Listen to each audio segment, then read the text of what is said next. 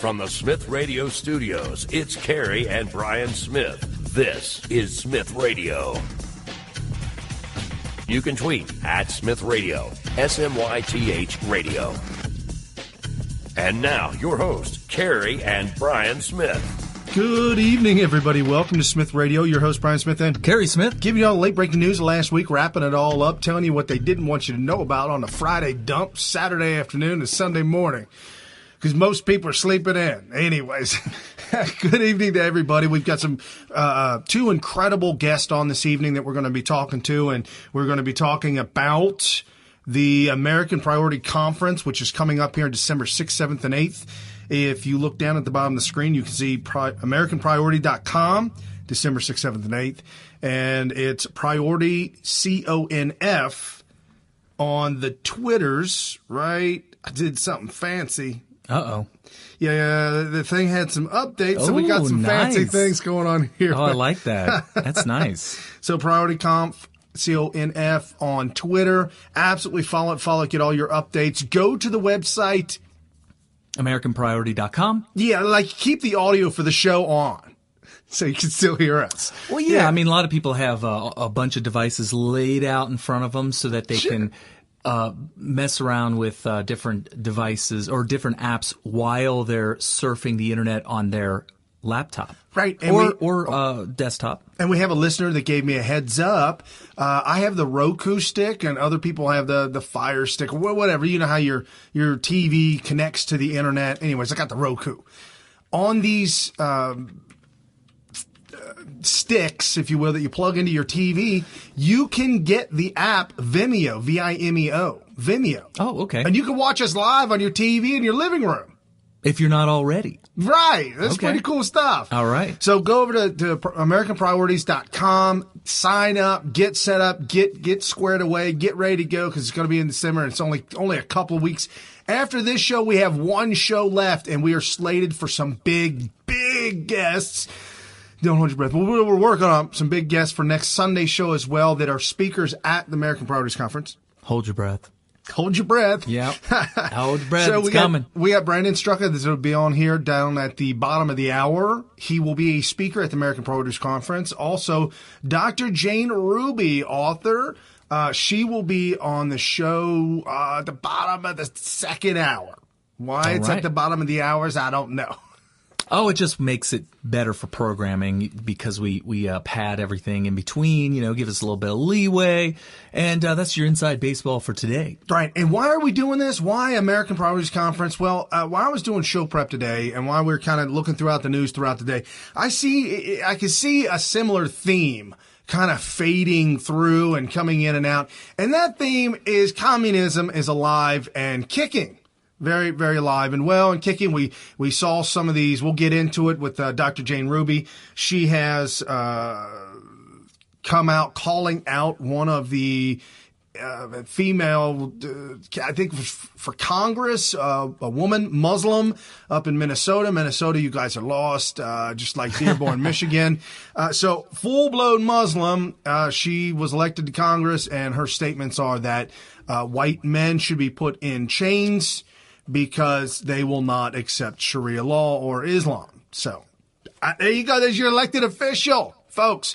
So we're going to be talking about that. American Priorities Conference is to get back to the founding of this country. Get back. What are our priorities here in America? Right. They certainly aren't other countries' priorities. They're ours. America first. Make America great again. Donald Trump's agenda, if you will. That's where we're headed, to a better economy, booming jobs, booming market. Things are up and up and up. It's because of capitalism. And somebody made the comment, was complaining about her country in South America, how the government and capitalism and crony capitalism, and complaining about that and complaining about socialism. And I didn't have an ability to correct her, but folks, if the government is messing with capitalism, it is no longer capitalism. It's crony socialism. That's the moment you jump over. And ironically, Carrie and I were talking about that for years and years and years, and finally Rush Limbaugh started saying that. Yeah, I'm beyond. I mean, the first time I heard it was Rush Limbaugh, but he didn't take credit for it. It was written in an article that he was citing on his show. So I think that needs to be repeated over and over. Whatever the source of it is irrelevant. It's the proper message. It's the correct message, and we should always point that out. That if you really stop and think about the differences between capitalism and socialism, you find that when you look at corruption and crony, what they call crony capitalism is actually a misnomer. It ends up being crony socialism because if it involves businesses meddling with government and especially vice versa, you're really talking about crony socialism here, like a corporate welfare. You hear liberals say that all the time. And that this is why we have the walk away movement, and we have Brendan Straka coming on who invented that hashtag and started that whole thing, founded it, I guess, is because people are starting to realize that the capitalism isn't the problem. It's the cronyism and corruption that comes from governments putting their hand in the free market, and that's where things start to really get off the beaten path, get off the rails, and you have a train wreck. Yes, and when you have these politicians that decide that they feel that they know better than you do, and they know who should win the elections, we're going to get into that. We got some more just outrageous stuff. Oh, real quick, this was breaking news earlier today when we were doing show prep. Sorry about that. Breaking news, Breitbart news. Rick Scott wins the Senate. Nelson does concede. So we got Nelson conceding. And if you saw the first 10-minute clip before the show started, that is a phenomenal thing that the media is doing. If you look at what the media was screaming and yelling about the polls, screaming and yelling about the polls for Trump, screaming and yelling at the polls, what the polls are, trying to tell us what the polls are. And then all of a sudden they realize that the correction has to be made, or we realize the correction has to be made. And so they get it so wrong, and it's not by accident. They get it so wrong because it's by design. I'm not trying to be cynical here, but it's an absolute fact. All the races that they called, MSNBC, CBS, ABC, NBC, CNN, all the races and all the polling that they were doing, all Democrats were polling high. Every time, right? Every time. And then when it comes down to it, then a Republican wins. And you're like, Brian, how's that by design? Here's why it's by design. Because then you could get people down there in Florida and Broward County to go ahead and flip the vote to match the poll. Well, it's the whole horse race analogy. I love to point out the idiocy of people, and I'm not saying smart people do this. That's the thing about what frustrates people like me who it sounds like we're being condescending to intelligent people by saying, oh, we're smarter than you because you were unable to figure out that you've been duped. Look, the smartest people in the world have been duped. And sometimes they dupe themselves just because it's human nature. And the horse race analogy goes like this, that somehow subconsciously you feel like a winner if you end up voting for the person that won, in the same way that if you put your $2 bet on the winning horse, you actually get rewarded with cash. Right. So instead of the way it's supposed to work in an election is you're supposed to vote for the person that you really want to win.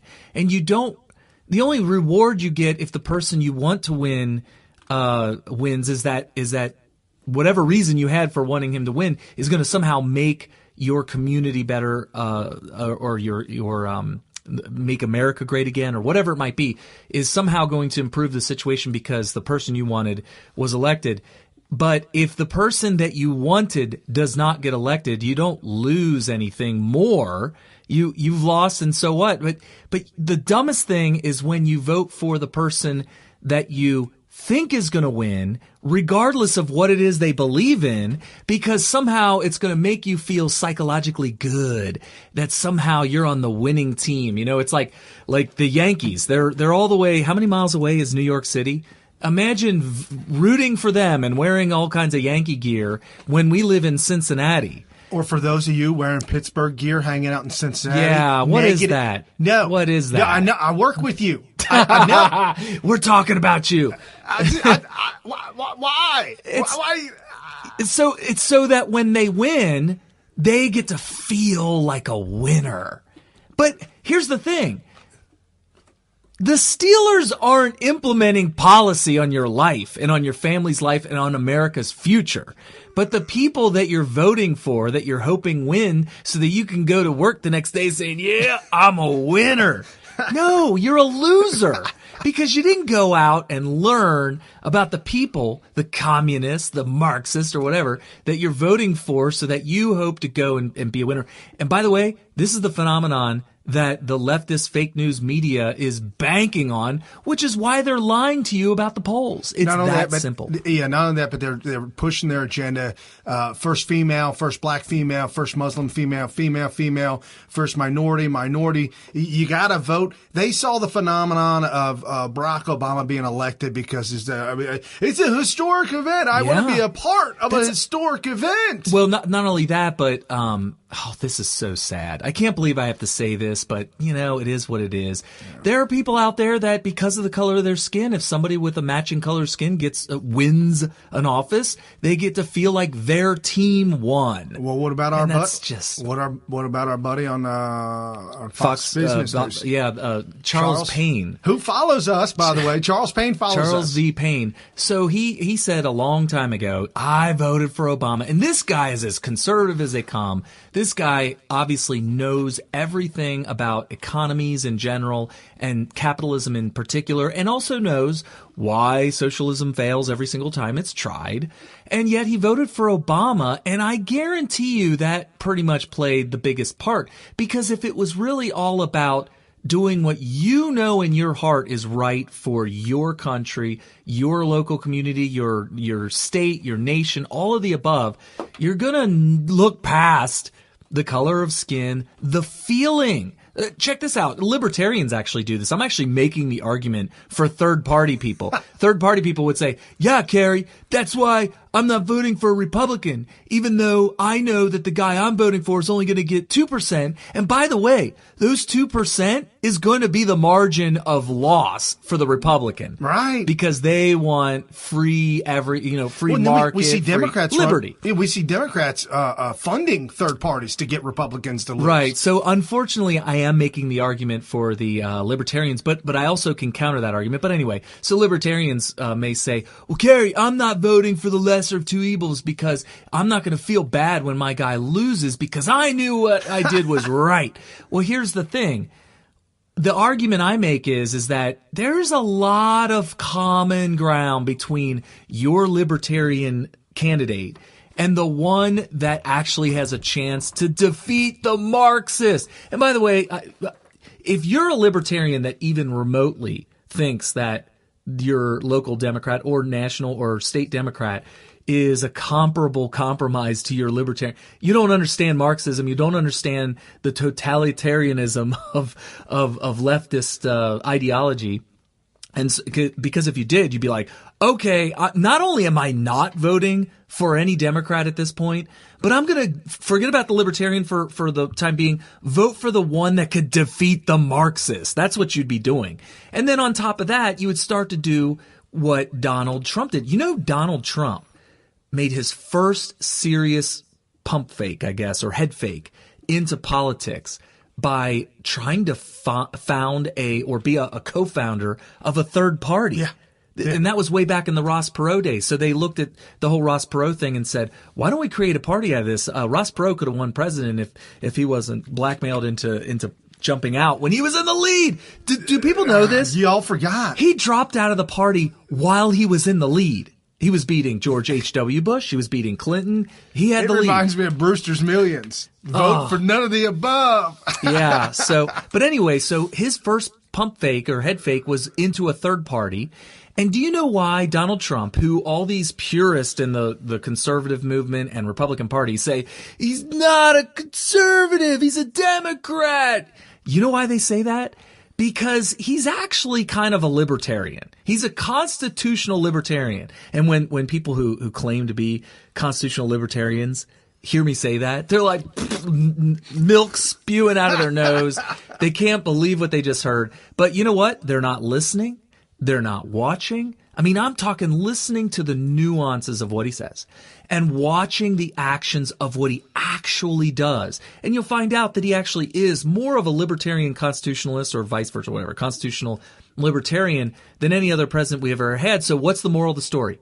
If you have a libertarian candidate because you're all libertarian minded, you're freedom and liberty minded, and you think that the Constitution should be as is, and we should have this laissez-faire type of hands off. Yeah, hands off. Laissez-faire, hands off. That we should just be able to go about our business and not be meddled in and harassed by government all the time.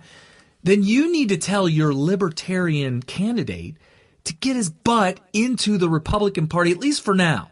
And that's exactly what Donald Trump did. Donald Trump said, well, my first thought was third party. My second thought was, well, I mean, I'm registered as a Democrat. My family's registered as a Democrat, mainly because I live in New York City, and you can't live here as a big business owner without at least tricking everybody into thinking that you support these Democrats that are breathing down by my neck, basically, right? So he decided, no on the third party, because I want to actually have a chance to win. And what does winning mean as a Republican? First and foremost, it means preventing the communists from winning office. Right. No, absolutely. 100%. And so that's my argument to all you libertarians out there. But yeah, the horse race analogy, I got way broad on that horse race analogy thing. Don't vote for who you think is going to win so that you could go to work the next day with some pep in your step thinking that you're a winner. You didn't win money like you do at the horse race, okay? I had a 24-year-old millennial that voted for Sherrod Brown. Oh, my God, because he was going to win, right? She said, I researched him, and he was the best one. Because I saw pictures of him, and he's wearing a blue shirt. I said, what? And when he says he's blue collar, and he supports the middle-class worker, he's got to be telling the truth. He literally has a blue collar. Right. Literally. Blue collar. He's not white collar. So ignorant. You got to learn more about these people because Sherrod Brown is a full-blown communist. Right. So, again, real quick, folks, just a little rundown on the show. We're going to have Brandon Straka on here in just a little bit. We're going to talk about some of the things. He got into it this week with Frank Luntz. We'll get into that little bit of conversation. Brandon did? Yes. Oh, wow. We'll have to talk about that. And again, Brandon is one of the speakers at the American Priorities Conference coming up December 6th, 7th, and 8th. It's down there at the bottom of the screen. Make sure you jump over there. It's funny. I got to look on the pad over here to see it because on the screen that I'm looking at, it's just us. It's just us. So anyway. Multi-cameras. And then again, Dr. Jane Ruby will be on at the bottom of the second hour. She is the author, now available on Amazon, A Sea of New Media. There's a link in the description below. That's the first time I get to say. I like saying that. Yes, because everybody says that all the time. That's because they're professional. Check out the link in the description below. Oh, yeah. And so you'll see Jane Ruby's link to her Amazon account for her new book. She will be a speaker as well at the American Priorities Conference. That I did not know. So she's speaking. Awesome. I didn't know that. That's cool. Yeah. Oh, I mean, she's a big mover and shaker there, that's for sure. Yeah. I mean, she's like one of these people that without her, maybe, this thing might not happen. Oh, yeah. Mike Cernovich with his movie Hoaxed. There'll be a premiere there at, viewing, if you will. It's already been premiered, but it'll be viewing there for the first time for a lot of people. American Priorities Conference. Mike Cernovich is going to be there for Q&A, going to be hanging out. Stefan Molyneux. Oh, my gosh. He's the one. Now, I met him in St. Louis, and it's as you see him on YouTube. And I'm talking conversation, everything. It's just like you're watching him on YouTube. It's so awesome. It's like just hanging out. Yeah. And even though I met him, I'm still extremely excited to see him in D.C. December 6th through 8th again because he is my favorite. Well, not only that, but he's your doppelganger, according to Antifa. Oh, that's right. So, should we get into that? Just real quick. Real fast. So we had Antifa in St. Louis, and that was where Stefan Molyneux was, and apparently Antifa knew that Stefan Molyneux was there. And they were low energy, and we were totally dominating them, and we were abusing them intellectually. High levels of soy. It was just in the air. Soy, and also an extreme lack of IQ. No, Probably, yeah. And a lot of BO, I think. But yeah. So they referred to Kerry as who the guy. Stefan Mullen. No, the guy came up to me and asked me a loaded question. It was it had a false premise. It assumed that I believed something, and so I'm listening to this guy confronting me and he didn't really get my face, but he came up to me and he asked me this question with the premise that I believed in a certain premise. And so I had to stop him and I said, "What makes you think that I believe that? Aren't you Stefan Molyneux?" His buddy came up over his shoulder and said, "Oh man, that's Stefan Molyneux right there." We both looked at him and was like, "Oh jeez." Okay, so real quick, Brandon Straka is going to be on in just a few minutes. We're going to talk about the 2018 election. Obviously, there's a lot of breaking news, a lot of information that came out this week. James O'Keefe has another video out. We've got big updates with the rental car company. Oh, yeah. Okay. Ballots found in a rental car. Okay. Bridget Gabriel goes after the anti-Semites that have been elected to Congress. Oh, man. We'll talk about the Cali fires real quick. And the new AG in the House, Attorney General, temporary Attorney General. We'll explain that a little bit and what's going on with that. Intern or something, or interim? Interim. Something like that. Yep, and Trump doing a lot of tweets out. And Trump tweeted out today about Adam Schiff. Oh, yeah, that one you might not be able to repeat verbatim. Adam Schitt. We cannot repeat. We cannot read that tweet. How close is the T to the F? Let me find that out real quick. Let's see here. So if we were going, okay, the T is there. Oh, it's right next to it. Yeah, they're actually touching. The T and the F touch. He's got big hands, and you shook his hand. It's like sausages. It's like hot dogs. Yeah. Queen City sausages. Queen City sausages. Oh, my goodness. And then we're going to talk about the crazy Democrats going after the 2A, the Second Amendment, and looking to nuke American citizens. Kerry got involved with that, with Scott Adams Says and Joe Biggs. That's definitely something I can speak very intelligently on. And also they were attacking the First Amendment, liberals were this week. And really bad. Jack Posobiec, good friend of the show. If you've been listening to the show for a while, you know he's been on a few times. But Jack will be at American Priorities Conference as well. Right. That'll be exciting. And the Jim Acosta fake news, I got a couple of stuff, little videos on that are kind of funny and make fun of him. And again, folks, communism is alive and well.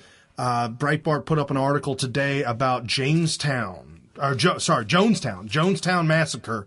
This is the 40th anniversary. 40 years ago, for those of you youngins that don't remember, I only remember because my parents talked about it for a long time afterwards, and there were documentaries made about it. So I kind of heard about it when I was 10, 11, 12. But 40th anniversary of Jim Jones' revolutionary suicide for communism. Jim Jones went down to South America and had everybody drinking all the Kool-Aid, and everybody died. Yeah. Everybody with his son. They did a documentary with his son who was able to escape and get away. Folks, this is the kind of stuff that left unchecked. That's how this. Can you imagine if Jim Jones was running for office and Democrats were like, "Yeah, get that guy, man. He's a good implementer of policy." Yeah. I mean, what are we talking about? We're talking mind control, right? And I just you gotta know who the people are that you're voting for, and really. I mean, they're local. You can go up and meet these people and talk to them face to face. Steve Shabbat, who just won his, I don't know, he's been running for a long time and everybody loves him here on the west side of Cincinnati. And he won again. But I can go and talk to him face to face just about anywhere. I just find out where he is going to do like a little speech or just some sort of a gathering. It doesn't have to be a fundraiser where I have to pay to go or anything like that. And we just talk face to face. You need to do that with your people so that you know where these people really stand and get them to look you in the eye and pledge that they're not going to implement Sharia law. Right. No, absolutely. And again, over here in Green Township on the west side of Cincinnati, we were able to have a Q&A session with him, and just a good old boy. I'm right. tired of these slick talking, fast talking. I mean, like AFTAB. Oh, but he lost, so we can move on from him. Yeah, definitely. But we got to be prepared because AFTAB is not going away. Folks. No, he's young. He's young. He's going to come back with a vengeance, and that's going to be something we're going to have to. Ocasio-Cortez, Alexandria Ocasio-Cortez. She's going to be around until we're dead. She's only, 26? Yeah, very young. She's just old enough. Like, this is her first year she's allowed to even run for Congress. Right, and she's too young to run for the Senate. Probably, and she's she is. She's too young to run for president. Right. So here's the problem with her. She is an elected official in a district where no Republican will win for a while. There has to be a major shift in the political landscape for a Republican to win the spot where she's her incumbency. Right. They're going to vote for a Democrat. So as long as she doesn't step down, she's going to be there indefinitely. And so we might be looking at another, at least 30, 40 years of her. And, and the sad thing is, too, is that Barack Obama is still so young. I should say 40 to 50 years. If she's only 28, probably 40 to 50 years of her. 26. Okay, so 40 to 50 years of her. Maybe even 60. We might have 60 years of her. Oh, my Lord. I'm telling you, we're going to be long dead. Mad Maxine's 85. Yeah. So we'll have 60 25, years. 35, 60. 60. 60. Yeah, you're right. The math. 60 I years. got to use my fingers. Yeah, I can do it. The noodle just, the gears start grinding. But something that Donald Trump tweeted out earlier this week said people are not being told that the Republican Party is on track to pick up 2 seats in the Senate. An epic victory, 53 to 47. The fake news media only wants to speak of the House where the midterm results were better than the other. Yep. But folks, you got to understand. The judgeships are what's to come up. Thank you, Flake. Bye, Jeff Flake. Bye. Yeah. It's very important to have the Senate because, for the longest time, Brian and I, we look pretty young, but we got a little bit of years behind us. And so we can tell you from firsthand experience what it's like to be following politics when your party has absolutely no chance of getting anything done in the Senate because it's always been so heavily Democrat, right? And so now this is going to be kind of interesting when it comes to if a SCOTUS appointment comes up again. Some people are saying that Trump may get one more and that's it. If he gets reelected in 2020, I would say minimum of 2 more. Minimum. Now, you guys know how much I respect Bill Still. Bill Still is on YouTube. Check him out. He's got some great insight, great videos. The last video he did, he got some dates mixed up. But other than that, he's usually really on par. For a citizen journalist, I think he's very professional. Yes. And his sources tell him, I got the screen, folks, sorry. I don't know what's going on. But did it lock up? Yeah. I hate that.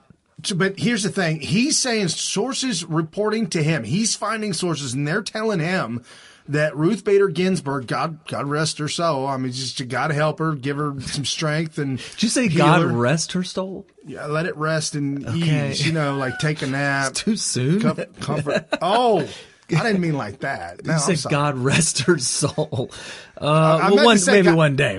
I meant to say God bless her soul. Oh, okay. God bless her soul. Maybe you soul. did say that, and my ears just heard. You heard the resting in peace. No, but here's the thing. He's saying there's sources there that Ruth Bader Ginsburg, and I know we're joking around about it, but it's that she may have had, in the past, she had some melanoma, skin cancer, and that it's come back. And that's one cancer that can come back very easily, apparently. And so she has told the Democrats that she has to step down, and apparently rumor has it that RGB will be stepping down in January. Wow. Okay. We'll see if it happens. I don't know, folks. I'm just reporting on Bill Still. And Bill Still's credible. My grandmother, I thought, lived a very, very, very long life. I thought she seemed like, she was at that age when she died. That's probably about when people die. She was 86. Oh, wow. Yeah. So the thing about Ruth Bader Ginsburg is, Mother Nature doesn't mess around. Somebody tweeted something, and now that we're talking about this, and I didn't think I would get a chance to bring it up during the show, so I'm sorry I didn't save the tweet so that you guys could see it or even know who wrote it. But it was fascinating if you're into numbers and statistics. The Democrats are talking about how Bernie Sanders, should run again in 2020. I don't understand that. I really Well, they don't. said either him or Biden, and both of them are very old. Biden looks a lot younger than he is, but somebody pointed out, because they're already writing off Biden and saying, let's go with Bernie Sanders. And somebody pointed out that statistically, if you understand vital statistics, Bernie Sanders has a 10% chance of dying before 2020. And like a 30% chance of dying before 2024, and a 47% chance of dying before 2028. Wow. Which would be, if he were to do an 8-year term, he would go until 2028, right? And that's about a 50-50 chance of him even surviving to that date. And we're just saying vital statistics. I mean, he could die of anything up to that point, and he actually has a 47% chance of it happening. And it's just Mother Nature. And so we're in this new era where, back when Ronald Reagan ran and everybody's like, oh man, I don't know if he's going to be able to be president. He's so old. And yet I think, isn't Donald Trump older than what 72? But he was older when he took office than Ronald Reagan was when he took office. For the first time, I think so, yeah. Yeah, so that being said, now Donald Trump is the oldest president ever. But we're living in this new era where it was like, 85, 95, 100? You want to run for president? Let's make this happen. And yeah, it's like, wow, I don't know. I mean, we're really dancing. Well, first of all, I don't know. I can't speak from experience because I'm half that age, but are your faculties there at a certain point where are you going to be able to make decisions? We know that Ruth Bader Ginsburg and Nancy Pelosi are definitely much less intellectually sound than they were maybe 10, 20 years ago. I have a video of somebody with a cell phone walking the halls with Mad Maxine. Okay, Maxine Waters. It will shock you the lack of control that she has over her faculties. Oh, gosh. Well, and part of it isn't as much age as it is the brain trauma you get from learning and believing in and buying into the liberal ideology, coupled with the fact that, I don't know, it just makes you go insane. Oh, Trump derangement syndrome. Yeah, once you catch that, you're definitely going to suffer intellectually. Well, and if you already are suffering from liberalism, it is very easy to catch TDS, without a doubt. Right. If you could check your Telegram. Oh, Telegram, okay. Take that link and text it to Brandon. Oh, gotcha. Sure thing. Apparently, I sent him the link to the Vimeo, to the Zoom that just, I don't know. We'll get it. We'll get it. I'll get it. Coolio. Anyways, folks, so as we do our part, if you will, to help save America, do our part to get the word out. This is the new news media. This is something that Dr. Jane Ruby wrote in her book. She wrote about.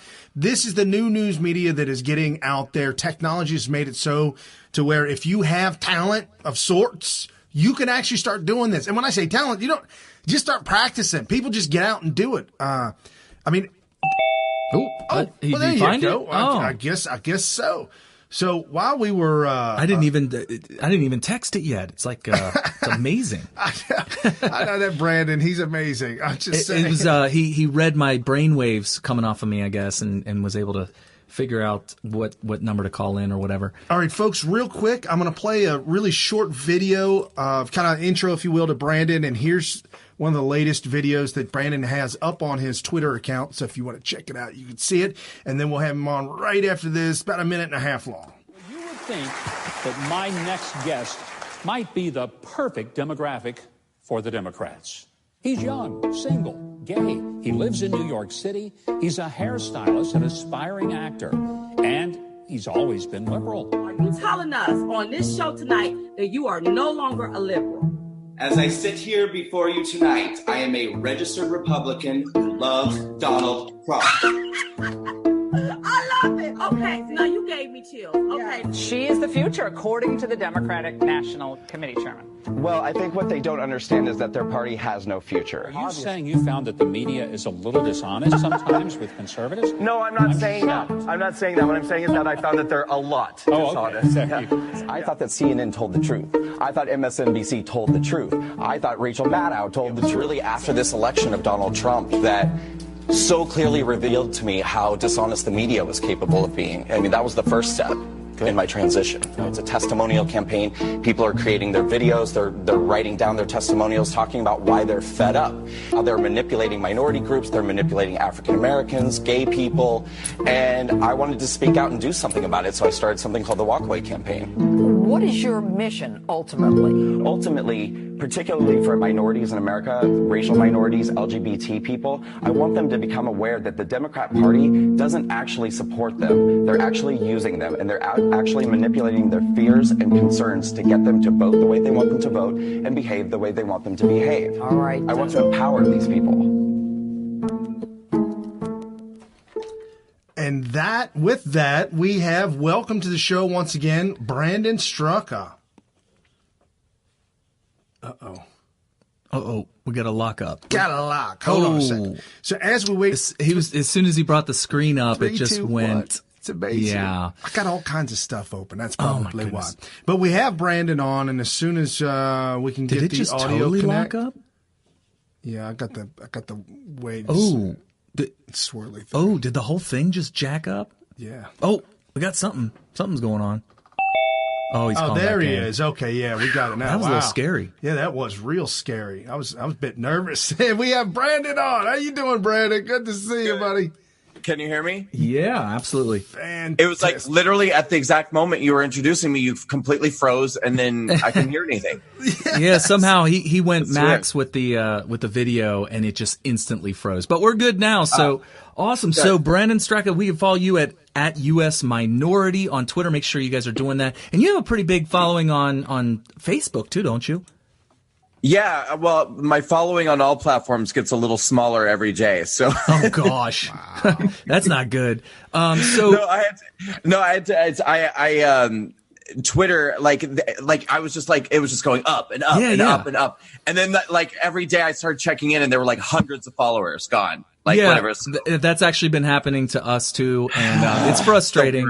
It's frustrating. Very frustrating. So, so you are the founder of the Walk Away movement. It started as a hashtag. Actually, I think it started as just a video that you uploaded to Facebook, and you saw, we actually played that the last time you were on with us. And of course, that was the thing that went viral. My sister was the one that actually got me hip to the video and said, "You got to watch this, Carrie, you got to watch this." And so I was like, "Oh, that's interesting." And then she kept on reporting in on me on how more and more people were joining that Facebook group and everything like that. And then that culminated into the Walk Away March, which I thought was awesome. And now we have an American Priorities Conference, and you are going to be speaking at that. So, what are your thoughts on the American priorities? Your priorities for America? Well, I'm just kind of, stoked about the prospect of getting up and saying a few words, and I've got to put some thought into what it is exactly I want to talk about. Because there's a few, they asked me, do you want to come and talk about Walk Away and this and that? And of course, I do want to talk about that. But I think there's a lot of stuff that, there's a lot of things that need to be discussed. And I think I'd like to certainly throw my 2 cents in on censorship and social media. Well, here we go. The effect that social media has on conservatives. And, there's a lot of things I think that I could put my voice out there for. So, well, it'll be really interesting for everybody because we're going to have all these breakout sessions. If anybody is already familiar with kind of the setup of your CPAC type conference where they have these breakout sessions where you can learn all these different things that we do to push our political message, we're going to be doing that. And so a lot of what you just summarized in a speech is going to be what we're going to be talking about in each of these breakout sessions. So we're going to have like these experts from all over the MAGA movement that are going to be teaching whoever comes in to learn it all the little tricks of the trade that they have learned, and I think it'll be great. And I love it. Yeah, it's going to be a lot of fun. So I wanted to ask you about what is your take on the midterms? Because really it seemed like the walkaway march and the movement and everything seemed to be kind of focusing more and more and more on trying to get a red wave. So what are your thoughts on everything? Okay, well, good. I'm glad you said that. Okay, I want to go on record now. I mean, I have actually this whole time. This is a question I got asked all the time. Are we going to get a red wave? I literally never once have ever gone on record saying that we're going to have a red wave, because I never thought we would. Like, I thought, and this goes for both sides, by the way. I thought the idea of a blue wave was preposterous, and I think the idea of a red wave was unrealistic. I mean, we wanted. I mean, don't get me wrong. It was wishful thinking. I wanted it. Yep. I wanted to believe it. Oh, yeah. I wanted it, but it's one of them things. Yeah. My opinion is that the midterms, I think that we were incredibly successful. I think that anybody in the MAGA movement and people on the right, and here's why. There was a record number of voter turnout for a midterm election, and the coverage on this president is 90% negative, and I think that's actually a conservative estimate. I think this should have been for all intents and purposes, a complete bloodbath for the Republicans. Right. I mean, this should have been, we should have gotten slaughtered. And we didn't. We actually saw, gains in the Senate, and we lost some seats in the House. But it's, if you look comparatively to, I have a chart here somewhere because I was using it. I got into a little Twitter war with Frank Luntz. Oh yeah, I know. I got that in the show notes. Yeah. So this is one thing I hate about Twitter is like when you're trying to make a compelling argument, you only have like 5 words you can write to make a compelling argument.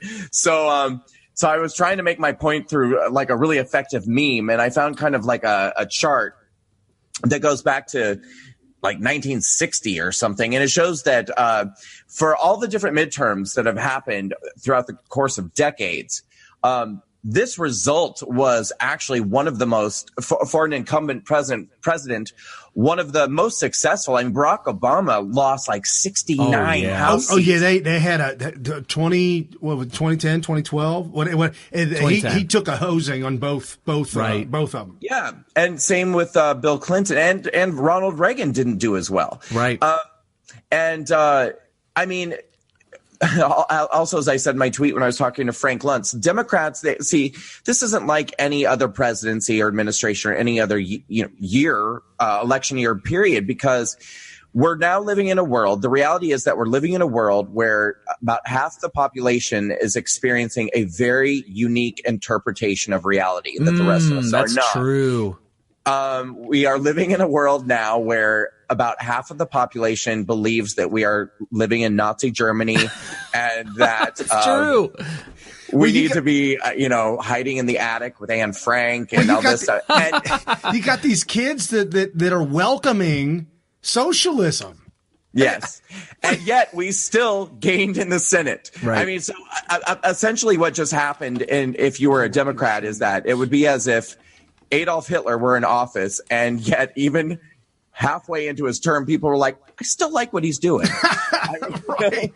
So I think I think it was a total success, considering that the representation of this president is just completely backwards and terrible. No, I agree with you 100%. Even Donald Trump had to tweet out, hey, this was successful. This was not bad. Look at what we're doing in the Senate. And just before we brought you on, we were talking about that.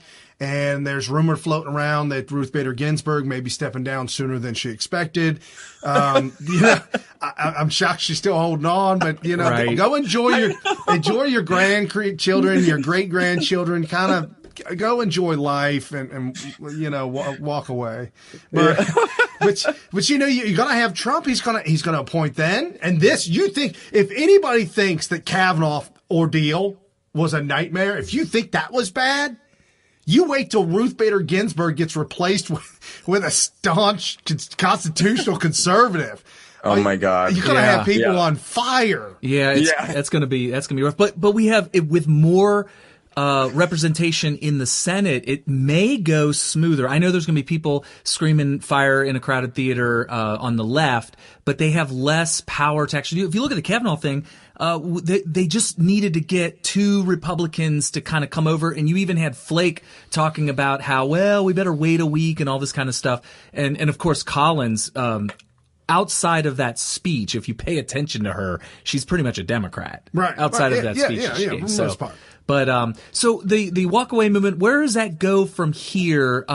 With it being focused so much on 2018, we have 2 whole years coming. Right. One thing, actually, before we move on to where we go from there, I wanted you to address, I didn't look up these statistics myself personally, so I don't know how accurate they are, but the percentage of black vote with regards to what percentage went Democrat and what percentage went Republican between 2016 and 2018 seemed almost completely unchanged. Well, that's the thing that you got into Frank Luntz with. Here, scroll to the top of the notes. Okay, I'm at the top.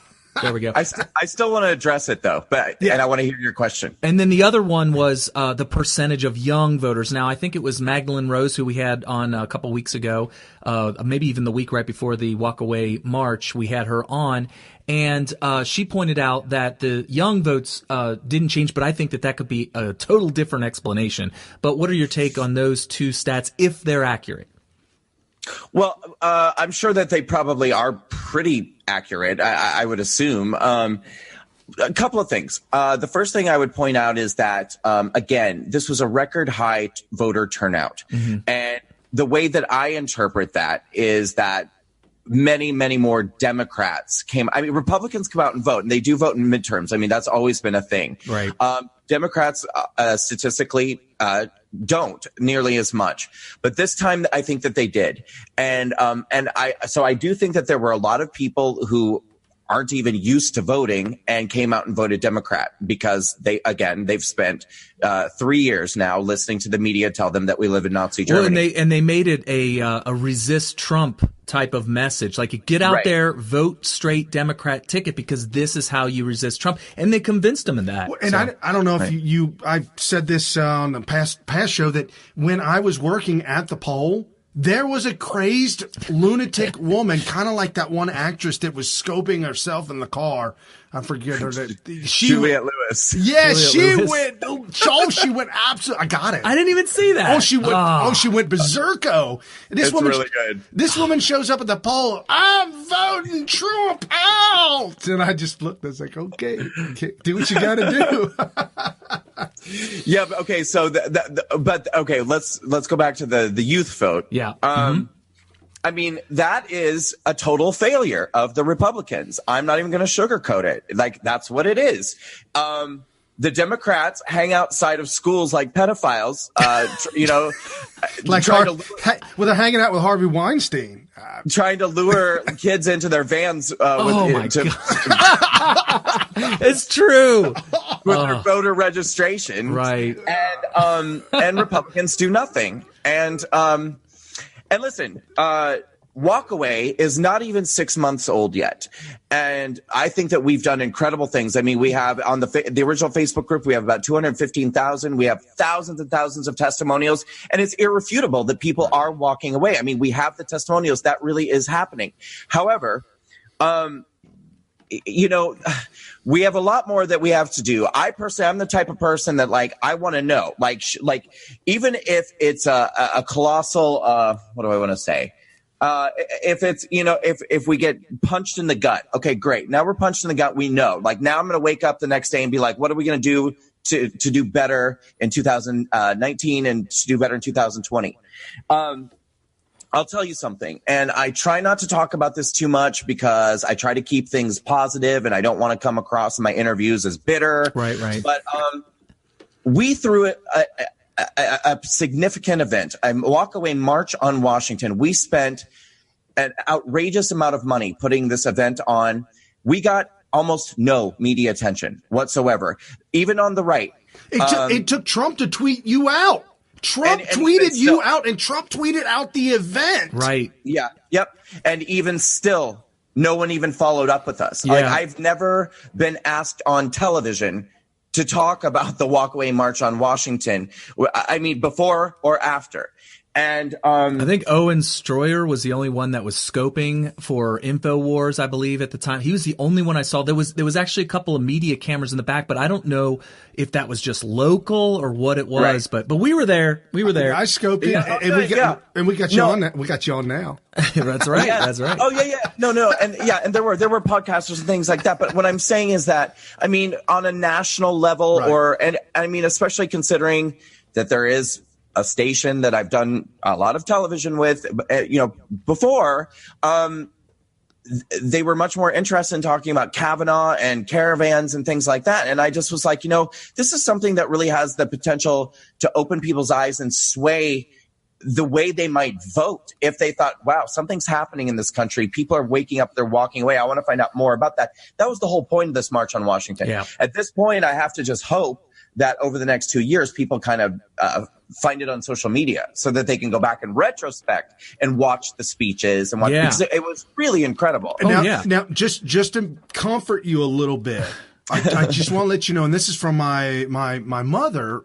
I didn't know much about this, but my mother went 2 or 3 times to the March for Life. Oh, okay. In Washington, D.C. every single year. In the bitter cold snow and rain, January, February, whenever it happens, tens of thousands of men and women marching for life march on Washington, and 0 media coverage, and they've been doing this forever. Yeah, we had no idea. I had no idea they had. Right. But my mom goes to this thing twice, and I had no idea she even went. That's right. I didn't even know it existed. Yeah, and this is what it really is frustrating because even as I was reaching out to media entities before the event and saying, like, look, please have me on. This is important. I'm telling you, like, this could be a big deal. I was kind of getting nowhere with it, but, I was watching liberal media, CNN, and some local liberal kind of news shows, and they have Linda Sarsour on all the time. Talking about the Women's March of 2019. It's in January, February of 2019. They had her on 4 or 5 months ago. For more information about the Women's March, go to blah, blah. I mean, and I'm like, come on, guys. It's so biased. Come on. Completely biased.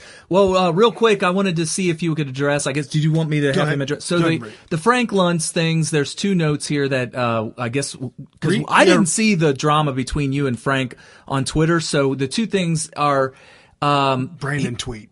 Read Brandon's tweet. So you said questionable Republican fickle Trump supporter Frank Luntz joins the leftist peanut gallery and pushes the tired and debunked walkaway is fake accounts narrative, while 20% of his followers are fake accounts. So you're basically accusing him of having 20%. But he posted up, Brandon posted a picture of that one website that will analyze your Twitter account. Audit. Yeah. Twitter audit. Okay. And so I audited his account after he so he blasted out some totally unprovoked. Right. I've never had a conversation with this man. You know how it is when you're checking your notifications and all of a sudden you see someone talking about you and other people talking about you, and I'm like, what's going on? What happened? So I looked at his page, and sure enough, he's talking smack about walkaway and saying that it made absolutely no difference. It's fake news. And then he continued the kind of Russian bot narrative. Oh, gosh. Or the fake account thing, whatever. So I was like, oh, really? So I just got on Twitter audit, and I audited his account. 20% fake followers. What 20%. What percent did he accuse you of having fake accounts? Like 100. I mean, he didn't put a number on it. He just said it's fake news and this is a fake movement. Right. Oh my gosh. Well, and then he also says Brandon Straka says he has received an uptick in the number of people who say they're walking away from the Democrat Party to vote for Republicans on December 6th. Then what happened on November 6th, Brandon? Well, you already kind of answered that already. I did. Here. So yeah, I mean, we know it's because Republicans need to do more. And we knew this for a long time, all the way back in 2016, because I actually was a volunteer for the Trump campaign. So I saw this firsthand. But are you noticing, or have you already noticed, that there is a big difference between the MAGA movement and the Republican Party? I God, I love, before you even asked that question, I was literally going to just say what you just said in the form of a statement. What I was just about to say is that what I am learning, and we'll see, listen, I'm going to keep an open mind and we'll see what happens in the next 2 years. But I'm even hearing, okay, somebody actually reached out to me today and said, this is a person who's sort of connected to the administration. So, I mean, it's a rumor. I'm looking at it as a rumor, but I'm also going to keep my ear on it. He said, he was like, listen, the Republican Party ran a background check on you and you didn't pass their background check. That's why you haven't heard from them. And I was like, really? Hold on. Okay. To run a background check on somebody, don't you have to give permission for that? Or I mean, the government. I don't know. I mean, I think it's like a you know, they're like a character. Oh, you know, okay. Because what he said to me was that he said that you in the past you've apparently you've made some really like negative comments about Trump, and they saw that. And I was like, of course I made negative comments about Trump. I used to hate him. Like that's part of my story. That was the whole point. I used to hate the president. I love the president. And there was a transition in between. That's called walk away. Yeah, I'm not going to go back and delete those comments. Like that's like an archive of how I've changed. Right. You know? Anyway, what I told him, because he was trying to make a big deal about it and be like, you know, this is what you should do and this is what you should do. I said, listen, I'm not going to change anything I'm doing. I'm going to continue doing what I'm doing. My following is growing. My movement is growing. And if they don't want to get involved, then there's going to end up being this colossal split between MAGA and the party. It already was there. Yeah. And I mean, listen, but let's have it their way. They can have it their way. But the fact of the matter is the same people who are supporting me are the people who support the president. They don't, and they don't support the swamp. And so, I mean, yeah, there is a big difference. Yeah. And I think I'm discovering more and more every day that there's a difference between MAGA. I mean, no, absolutely, and I've seen different levels of it as well. Whether it be with the old establishment GOP, the Lindsey Grahams, the John McCain's, God rest his soul. The Ohio GOP tried a coup on Donald Trump 30 days before his general election. Right. The Ohio GOP literally went to a coup d'etat. Yeah. Before Trump's election, they were literally trying to get to have his name pulled from the ballot. Yeah, I remember. Unbelievable. I remember. So you understand it. We all understand it. And here's a great segue. The American Priorities Conference is focused almost specifically and exclusively on the MAGA movement. These are right-wingers, you can call them or whatever. These are right-leaning people, people who have walked away, who specifically like the pragmatic leadership of Donald Trump. And it's called American Priorities. It's prioritizing America, making America great again. And by the way, people, the globalists who are worried about the rest of the world, we understand that if we make America great again, we're going to make the world great. And so that's what the whole point of the American Priorities Conference is that this is the MAGA movement. Right. The whole rising tides raises all ships. Right. Analysis absolutely works. And the stronger we become as a country, the more focused we become and the more of an example we become for all these other desperate countries that are going the way of socialism, that are falling apart, they can clearly see, oh, well, America's got this thing right. Yeah. Yep, I agree with you completely. All right. And I think, I think I'm going to put a little more thought into what you just said, because I think that there's a way that we can even rebrand MAGA a little bit going into the next couple of years. So that is because part of what's turning people off on the left is that they hate Trump. They just hate, like they can't move past it. But I mean, I think if people came to understand first, and let me be clear again, I love Trump. Okay. I love Trump. Oh yeah. But for those on the left who don't and maybe just never will, maybe there's a way that we can still rebrand MAGA so they can understand you can be a part of the MAGA movement and maybe not love the president. Maybe you don't love what he tweets. Maybe you don't love what he says. But it's a movement about individual liberty. It's about putting putting the values of the American people first, just like you said. And then we can help. It doesn't mean we don't care about the rest of the world. Right. But it's, and it's about empowering the individual. I mean, that's what I think it's really about. Getting people to stop seeing themselves as victims, getting people back to work, getting our country flourishing, having strong and secure borders. These are things that are bipartisan. We can all agree on these things, right. you know? That's what I think. No, absolutely. Another incident that I had when I was at the poll, had a young lady and what looked like her girlfriend with her walked up, and I went to I was handing to everybody. I was being bold. I had my MAGA hat on. I had my Trump shirt on, and I was handing out the Republican pinks with all the Republicans that were running. And I went to hand it to her. The guy, well, it turned out to be man. But he yelled at me, or a boy. He yelled at me and said, I'm tranny. I'm transgender. Well, what's that have anything to do with anything? And I looked at him and I said, I respect that. So is my husband. Oh, the look on the face was just priceless. But here's the thing.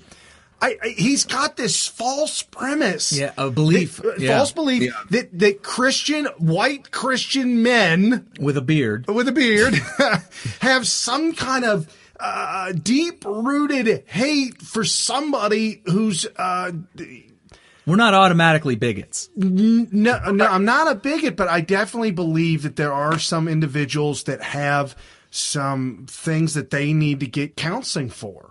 That's just me personally.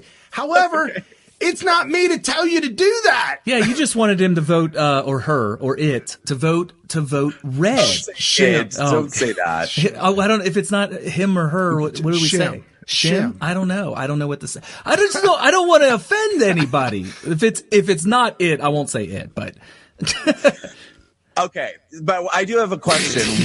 How did you vote with your Trump hat and Trump shirt? I thought you weren't legally allowed to do that. I walked in with my T-shirt and my hat. I walked in the polling station. Because there was a ruling on that. There was a ruling on that they can't violate the First Amendment. Because it used to be you couldn't do that, and they could tell you to get out or to turn your shirt inside out or to go home and get a new shirt.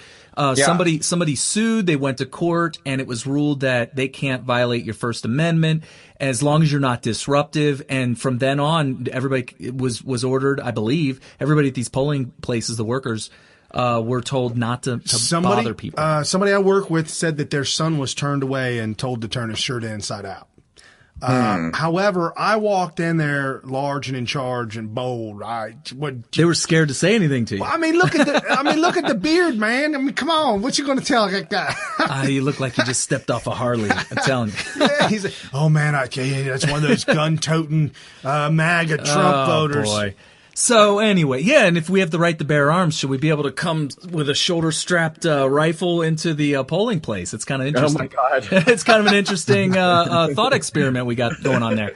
So anyway, so you're coming to the American Priorities Conference. We need to have everybody that's listening right now to go to AmericanPriorities.com. It's AmericanPriorities.com, and go ahead and order up your tickets.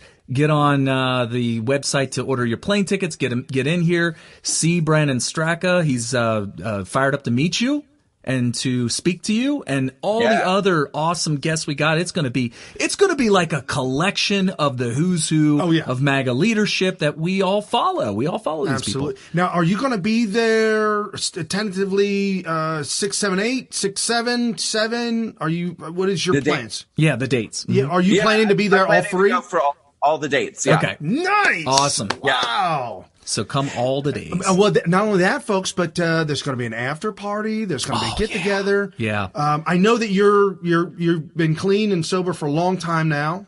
But awesome. And I absolutely applaud that 100%. Thank you. Are you? I'm still the life of the party. I was going to say, you're absolutely. I'm totally the life of the party. No, I'll get you a pineapple. Virgin pineapple. That was called a Shirley Temple. Shirley Temple. Okay. See, I don't know these things. Well, yeah. All right. So, all right. Make sure we're following Brandon Straka at US Minority on Twitter. Go to Facebook and find him there if you haven't been purged yet. And we will see all of you guys December 6th through 8th with Brandon Straka and everybody else. Any last words? Cool. Any last words? Oh, no. See you there. Good to see. Check out Brandon on Twitter at 8 p.m. You're going to be back on again talking with somebody else tonight? Yeah, where you going to be? Thank you. I really should have said that. Yeah, so I have my own show. It's called Walk Away with Brandon Struck, and we used to do Monday nights at 10 p.m. Eastern. We're tentatively trying a new day and time, which is Sundays at 8 p.m. Eastern. Oh, that's perfect because you and I and us. Smith Radio ends at 8 o'clock. That's perfect. Yes. Okay, so listen, audience, it's the second you get done with these guys, switch over to @US Minority. That's on Twitter and Facebook at US Minority, or you can go to youtube.com/US Minority. And I'll put subscribe. Yeah. And follow. Yep, and I'll put the handle up at the end of the show, remind you. Awesome. Thank you so much, Brandon, and we will see you next time. Right. You're welcome. Thanks, guys. All right, thanks. Good talking. Bye-bye.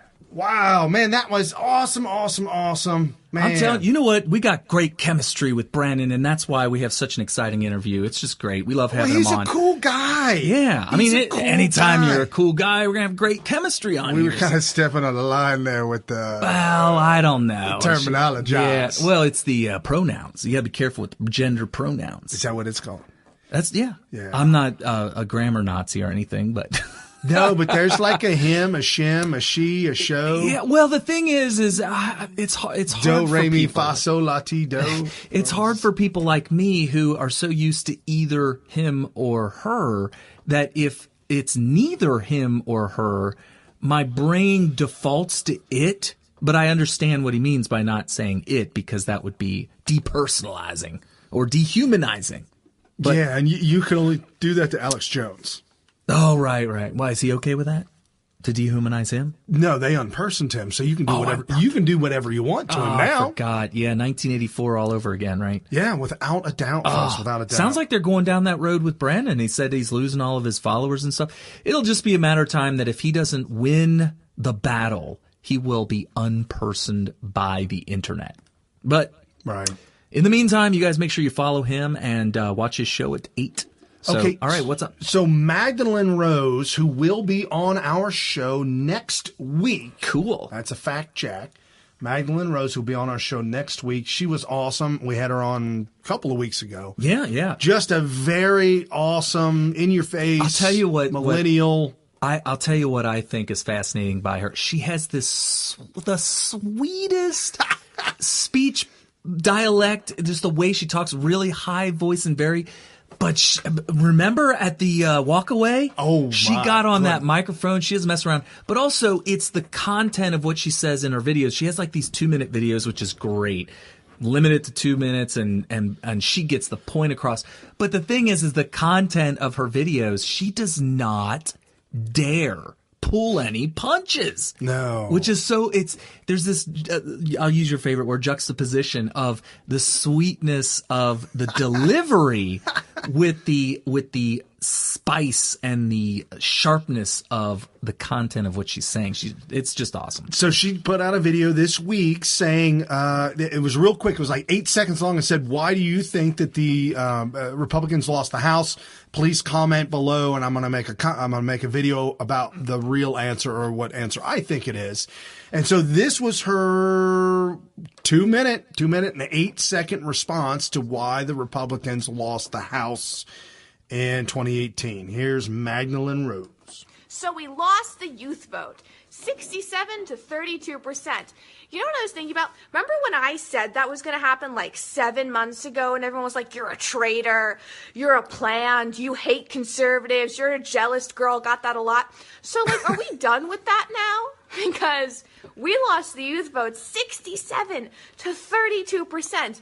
And we underperformed with every other major category except 65 and over, of which we only overperformed by 2 points. 2. I know we're like, oh, polls are evil, but get this. My generation is going to be the generation, first of all, that will give this country over to socialism and possibly Sharia law.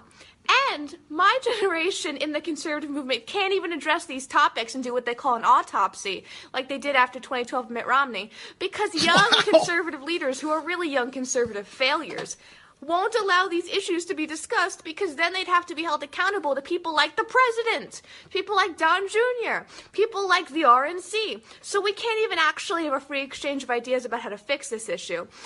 And young conservatives who are not these failed leaders can't talk to the YouTubing community, which is responsible for the red pilling of hundreds of thousands, if not a million young people, because one of the young conservative leaders is loathed by the YouTube community for being a nutbag.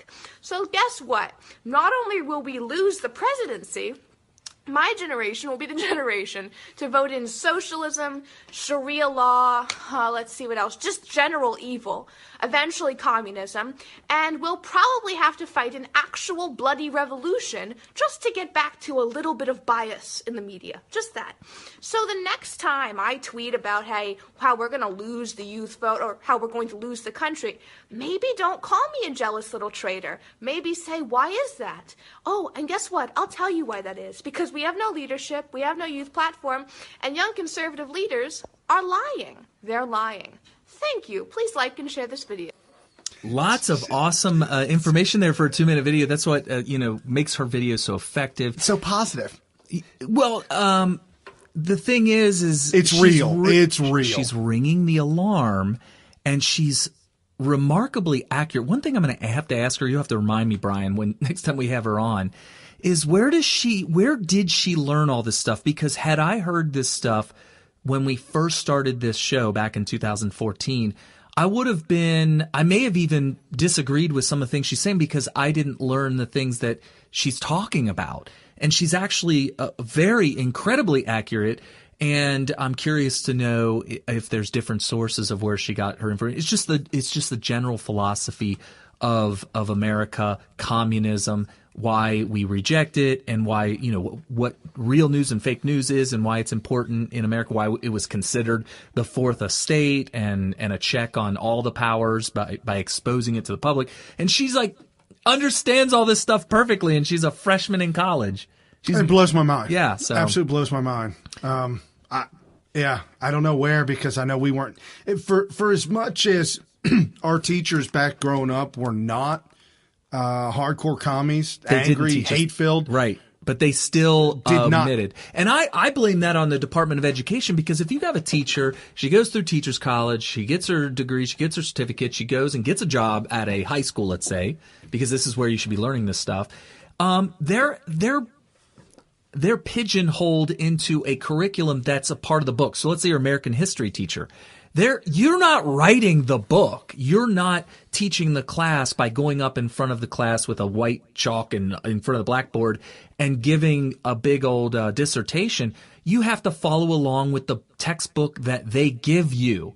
And if they omit the important philosophy, Enlightenment period, and all that kind of stuff, you're just not going to learn what you need to learn to really understand America, which is what happened to us. Right. That's what happened to us. So before we have our next incredible guest on here in just a few minutes, Dr. Jane Ruby. I thought, is she coming on at 6:30? Bottom of the hour. Oh, good. Okay, awesome. I just want to make sure, because for some reason I thought it was 7. It was originally. Oh, okay, cool.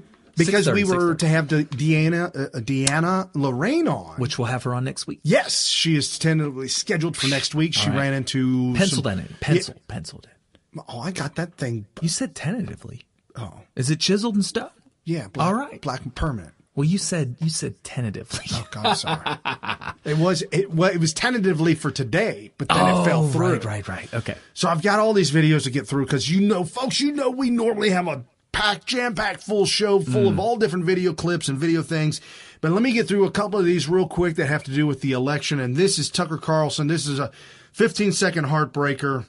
It's interesting, though. I just read an analysis, and it was on 538, not a right-wing site, that said between 2000 and 2015, every single recount statewide that changed an election result changed it in the Democrats' favor, every single one. I just feel like having you stop. Oh, you did stop it. That was it. Yeah. Okay, so that was a critical stat right there. People, if you're not a stats person like me, have you ever seen the movie A Beautiful Mind? Oh, yeah. Remember the scenes where the great John Nash, played by Russell Crowe, would try to solve these complex equations, and he could start to see the white wax letters and variables and numbers and equations floating all around him in 3D, and he could see it all, and it all was perfectly. That's kind of how I see numbers and statistics. I really do. I really do see that way.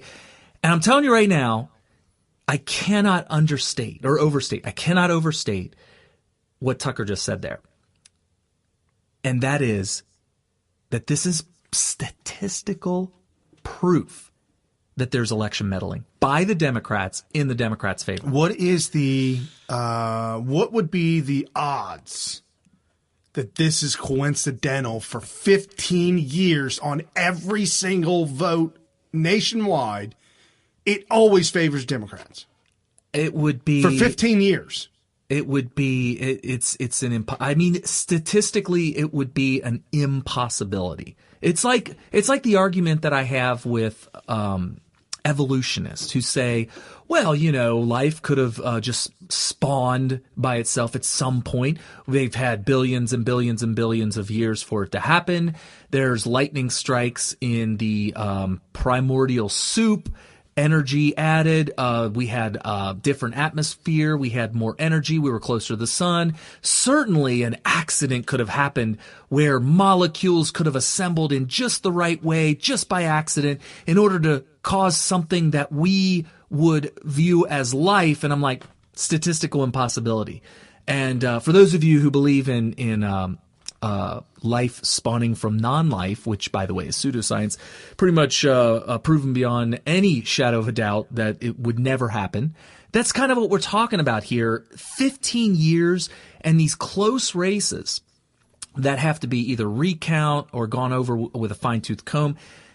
You could tell me, well, Carrie, there could be a reason behind that isn't just statistical. Like, for instance, maybe it's because every time there's an issue with recounts, it just happens to happen in a very densely populated area, which, by the way, we call them cities. And cities just happen to be a lot more Democrat just by their nature. So when you start to go in through all these votes with a fine-tooth comb, it's going to be more so with the Democrat votes, which in turn would end up giving you more votes than the Democrat. I don't know. I need to see that argument a little bit more closely. Nobody's made that argument, by the way. I literally just made that argument up by myself right now. I would like to see if somebody wants to explore that further. But when you think about how sometimes the Republican wins, sometimes the Democrat wins, it doesn't matter if it's close or not.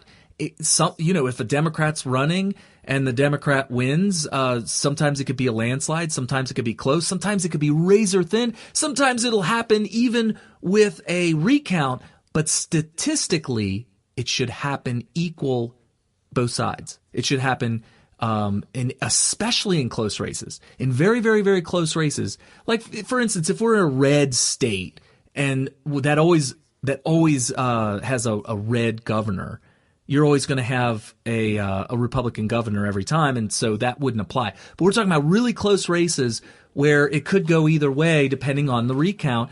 Tucker's saying every single time, 100% of the time, from for 2000 to 2015. It's a statistical impossibility. And how is it that that old girl in Arizona just the Republicans just bowed down walking away?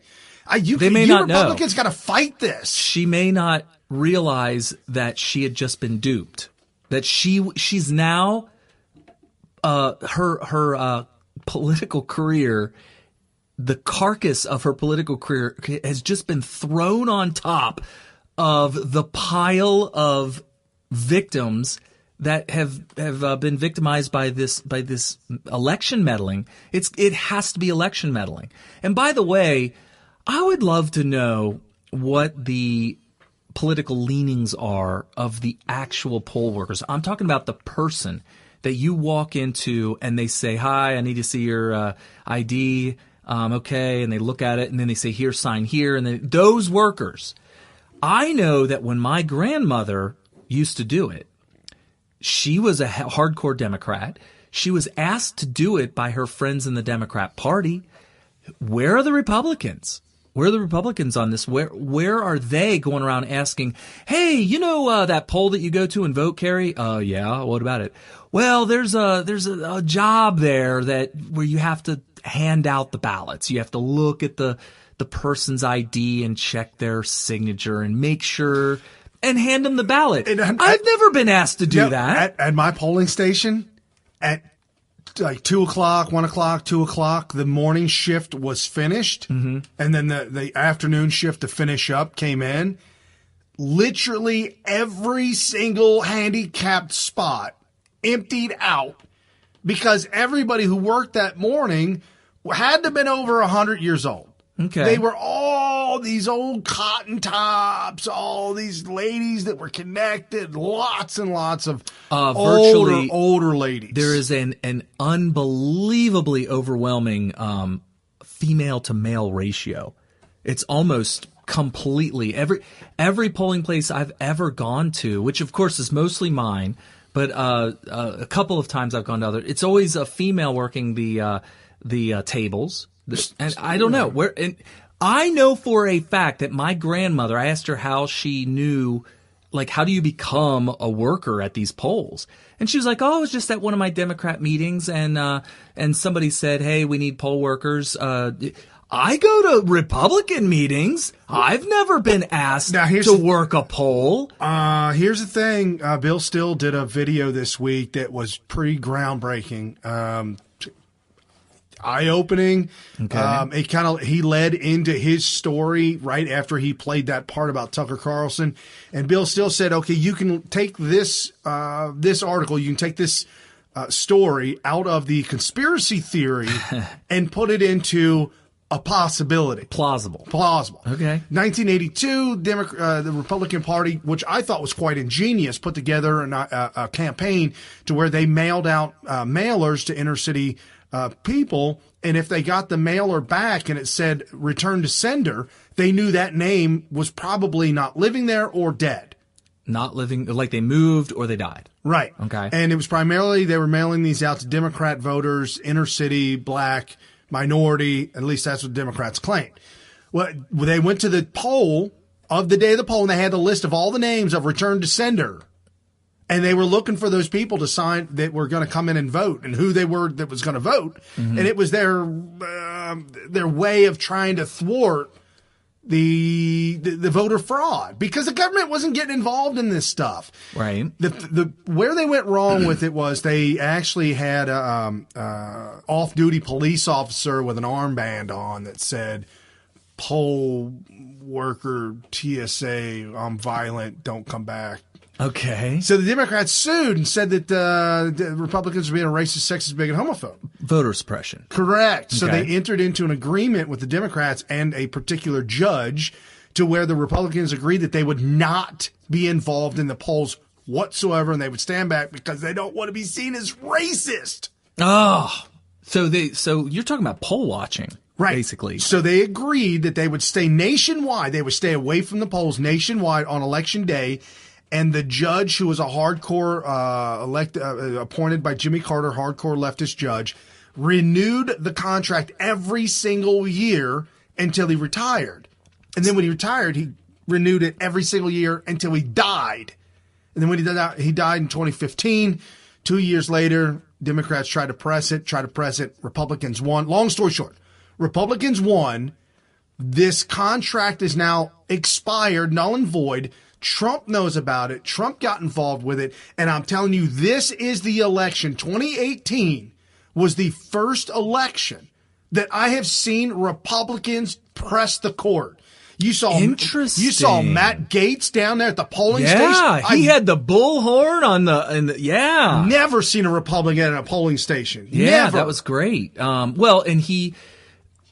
They were screaming to be allowed in to see what was going on with the ballots. You remember when we had Jim Condit Jr. on a long time ago, it was like back in 2016, where he explained the proper way to conduct a free and fair and legitimate and not fraudulent election.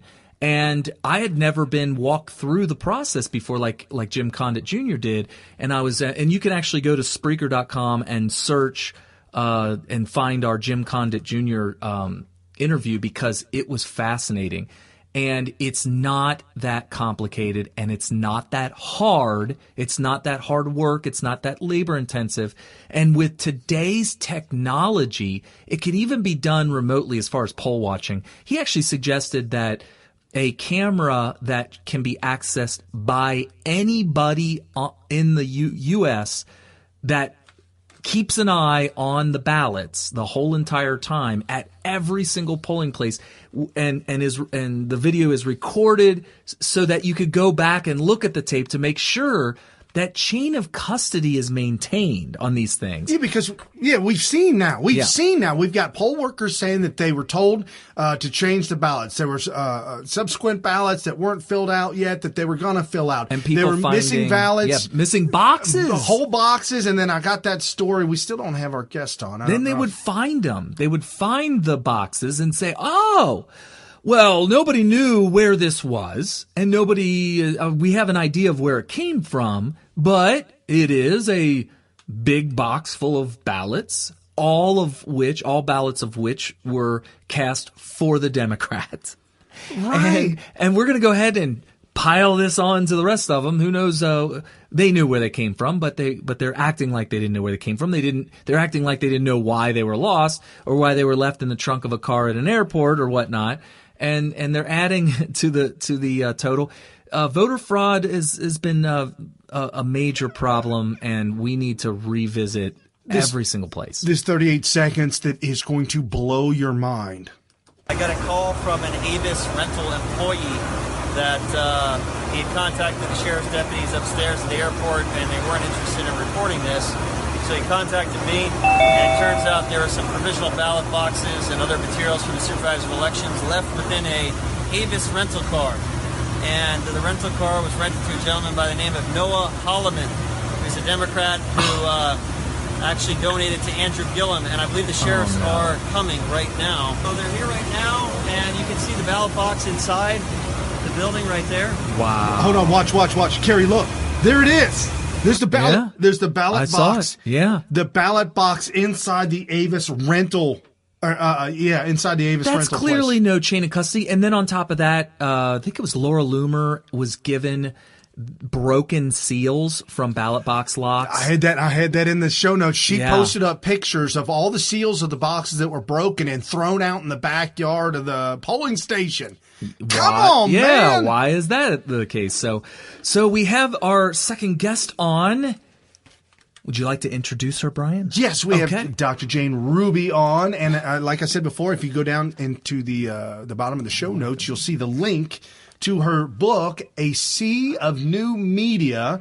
We're going to talk about that. She did get in. Well, I don't know if she got in with it, but she started calling out this woman, I can't pronounce her name, out of Minnesota, who's hardcore Islam, Sharia law. Omar is her last name, right? Yeah, Omar's her last name. And she tweeted out about that. Also, Brigitte Gabriel tweeted out about it as well. So without any further ado, Dr. Jane Ruby, welcome to Smith Radio. Glad to have you on. Hey, guys. I'm so happy to be here. Awesome. So you're involved with the American Priorities Conference, and you're going to be there. You running that thing, or what's going on?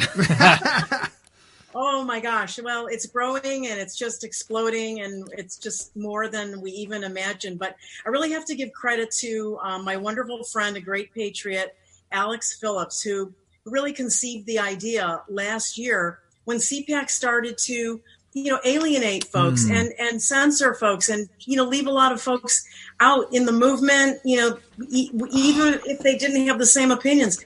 We want to hear from everybody. We want a dialogue. And so, it was the brainchild. And then Alex's excitement for it just, was so contagious. And we've all been helping. Didn't they, wasn't Milo supposed to speak and then they canceled Milo at the last minute? Oh, I remember that. Yeah, that's a blast from the past on that. Because we were there 2 years ago, and that really hit home what you just said, Dr. Jane, because 2 years ago, we volunteered, both Brian and I volunteered to be in CPAC, and we had help from people high up to make sure that we were selected because we had never done it before. They didn't know who we were, so we got vouched for by important people.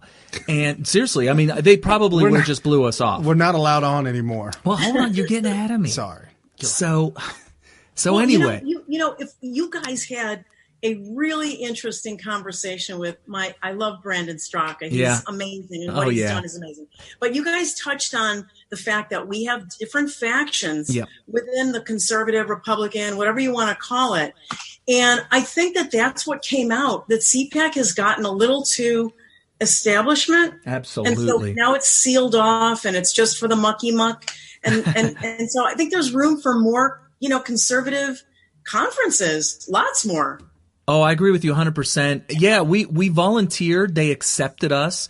We got there, and I could tell by the way that they were treating us as far as giving us certain jobs, that they looked up to us as people. They didn't know who we were, but they could tell that we were people that could get stuff done. So they gave us the types of jobs that required the most responsibility for a volunteer. And so that's what Brian and I were doing, and we did a very good job. And the following year, we put in the same request to be a volunteer again. And this time I basically said, hey, we did this last year. We really thought we did a good job. And the people who were directing us said that we did a great job. And like 2 weeks after our application, they said, yeah, we're sorry, you're denied. And we were shocked. And when I asked around about that, they said, oh, that's bad. That's bad that happens. No, but I got an explanation. You did? Yeah, no, I have an explanation why we are not allowed to go back. Okay, what's that? Because I share the damn show on the Facebook page with all the volunteers. The CPAC volunteers have a group for CPAC volunteers. That's where you get all your information. Oh, you shared our show? I shared the show with the group. Oh gosh. Well, they have a very strict thing about volunteers that you can't give an interview to media. Well, Brian and I at 8 a.m. were on NRA TV. Yeah, giving an interview on NRA TV. Yeah, that was awesome. With you guys you get so excited and passionate about this stuff.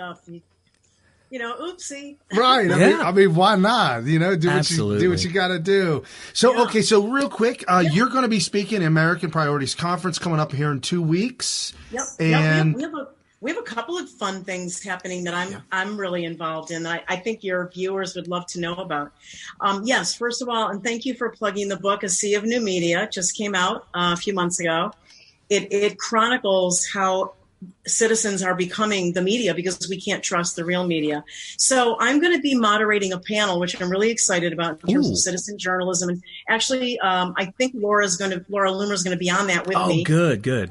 Full disclosure, she's my BFF. So you guys got into a little bit of mess this week, didn't you?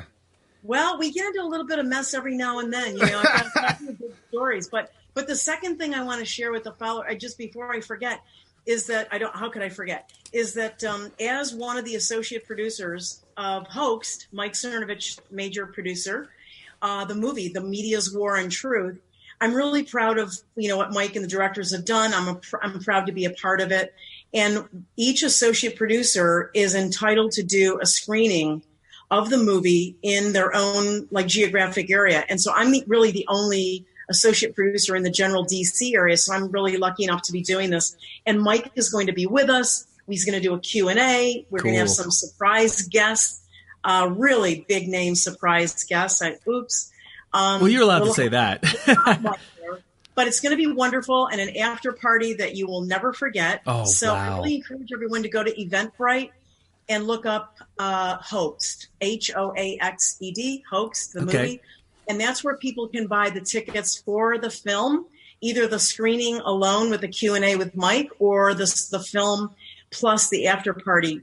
So the pretty reasonable prices of the tickets. You'll get a link if you go to the American Priority site to get your general conference tickets. So you can do either or follow it through the American Priority website as well. So I promised everybody that when we bring Dr. Jane Ruby on, that you are going to be somebody who's a big mover and shaker in the MAGA community. So you have your hand in getting together the American Priority Conference, which everybody needs to come to. We're going to be there too. It's going to be a lot of fun. It's going to be one. I'm convinced now, because of course we are privy to inside information, that if you miss this conference, you're going to say, wow, why didn't I do that? I'm telling everybody that because I really, truly believe it. I'm 100% convinced now that if you miss this thing, as a MAGA person who likes to be involved and come, you just cannot miss this thing. So you're involved with the making of that. You were involved with the production or producing of Hoaxed with Mike Cernovich. And now you have this book, A Sea of New Media, which you guys could go and buy on Amazon.com. Oh, is she showing it right now? Awesome. Nope. Hold on. Put it on the other side of your head. Yeah, put it on the other side of you. There we go. You go. Perfect. Awesome. I like that. You see the smartphones and everything. That is so true. Like every place we go now, it's like that. The picture and the title were inspired. You guys will probably remember this if you're not too young. Andrew Breitbart's speech on the National Mall, when he vindicated the Tea Party, because the Congressional Black Caucus accused them of being racist in their language, and he vindicated them. And that night on the National Mall, he said to them, "Hold up your phones." And it was just thousands of people with their cell phones at night. And he said, "Now you have a sea of new media to capture the lies." And I was blown away by that speech. That is cool. Oh, wow. Yeah. And I mean, Carrie and I started this almost 5 years ago, audio only, because the technology allowed that and money allowed that. And we just little by little. And because of technology, because of the situation that we're in, that you're in, that we're all in, we now have the ability to take over the new media. And Mark Taylor with the Trump prophecies, he says the only thing that hasn't come to play is that the media agrees with Trump. Nah, man, that's us. Yeah, we're the media. We do agree with Trump. We are the media now, and you Right. guys have done what you've accomplished is unbelievable. I just love what you've developed and you've grown. You've got great followers, and you just really made a great contribution to the movement. Oh, thank you so much. And by the way, we're going to be co-paneling a breakout session about a show like this that anybody can do. And one of the things I'm going to say, amongst many other, a lot of things, is you got to stick with it. You've got to get through that months and months long period where nobody's listening and you're wondering if anybody ever will. Because that seriously, not only did it happen to us, but it's happening. I'm actually meeting people and I'm coaching them and counseling them because they're starting this, and I'm telling them, I'm urging them, I'm like, you've got to get through this long period where literally you're not going to have any audience and you're going to wonder if it's ever going to happen, and you just got to get through it. Right. And when we got started out, I'll tell you, like I said, again, it was audio only. Things are different now. You can Periscope all day long. You could be another Magdalene Rose. I mean, you could be anything you want now. Back then, it just seemed like the audio was kind of catching wave, and we were getting involved in that. And there might have been 5 people listening that night, and 2 of them were my parents, and 2 were his parents, and the other one we didn't know. And that went for at least a year. Yeah, and we got like excited. A year. Right. We got thrilled when the show got 100 listens. We were just ecstatic, cracking open the drinks. But it's a labor of love. Don't do this if you're not drawn and pulled to it. Don't get me wrong. There are times where I thought that, that I'm done with this. And Carrie was like, no, we're not. And there were times he said, I'm done. And I said, no, we're not. It's big picture. And then my wife said to both of us, shut up, you idiots. You're not done yet. That's right. But that's what this is all about, though. This coming together, American Priorities Conference. Right. Absolutely. And I think, you mentioned it a few minutes ago. You touched on something really important.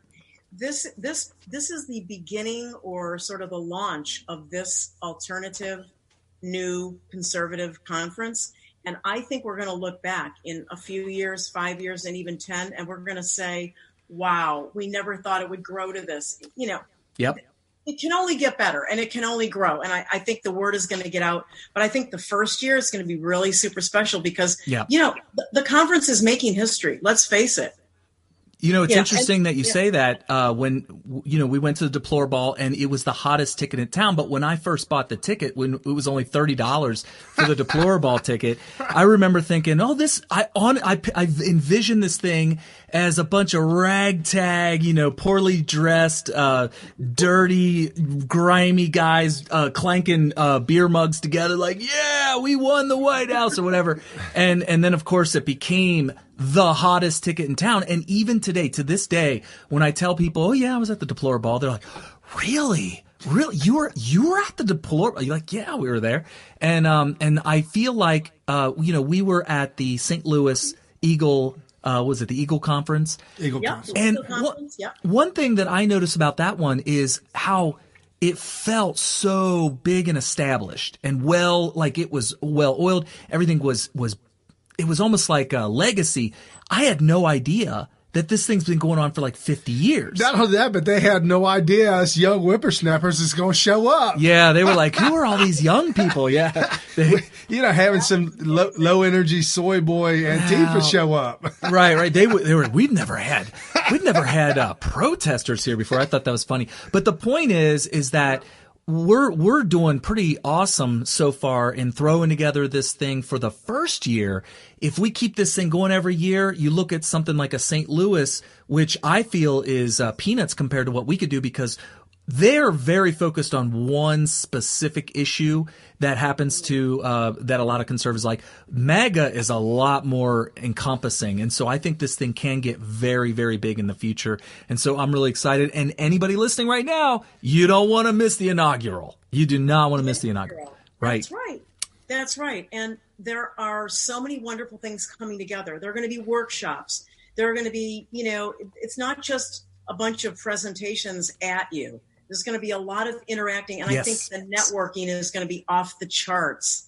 And the new people, all of us will be meeting, and the new ideas and the fertilization of ideas.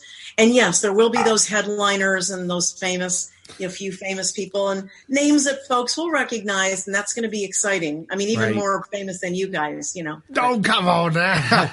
No, I will say this about the networking aspect of it. When Carrie and I went to CPAC, and then subsequently back to Bull Moose and these events, they were kind of small compared to this is a 3-day event.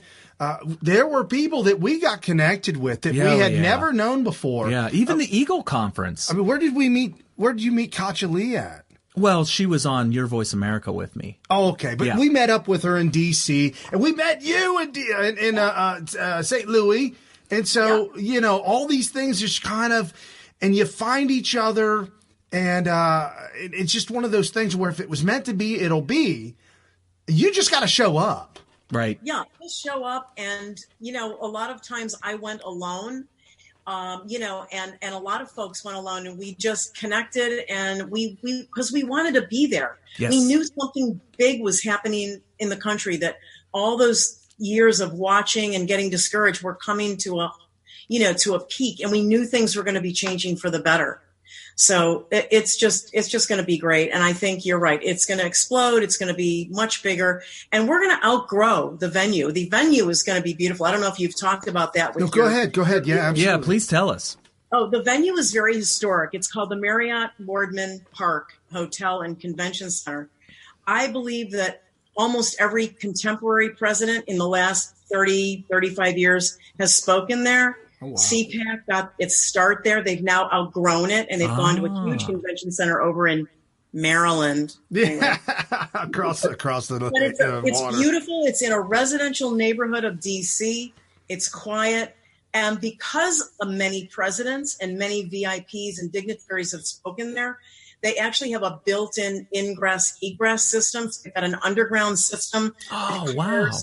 The security level is they can scale it up or down depending on what's needed and how big a profile person is coming to speak. Oh, but it's absolutely charming and beautiful.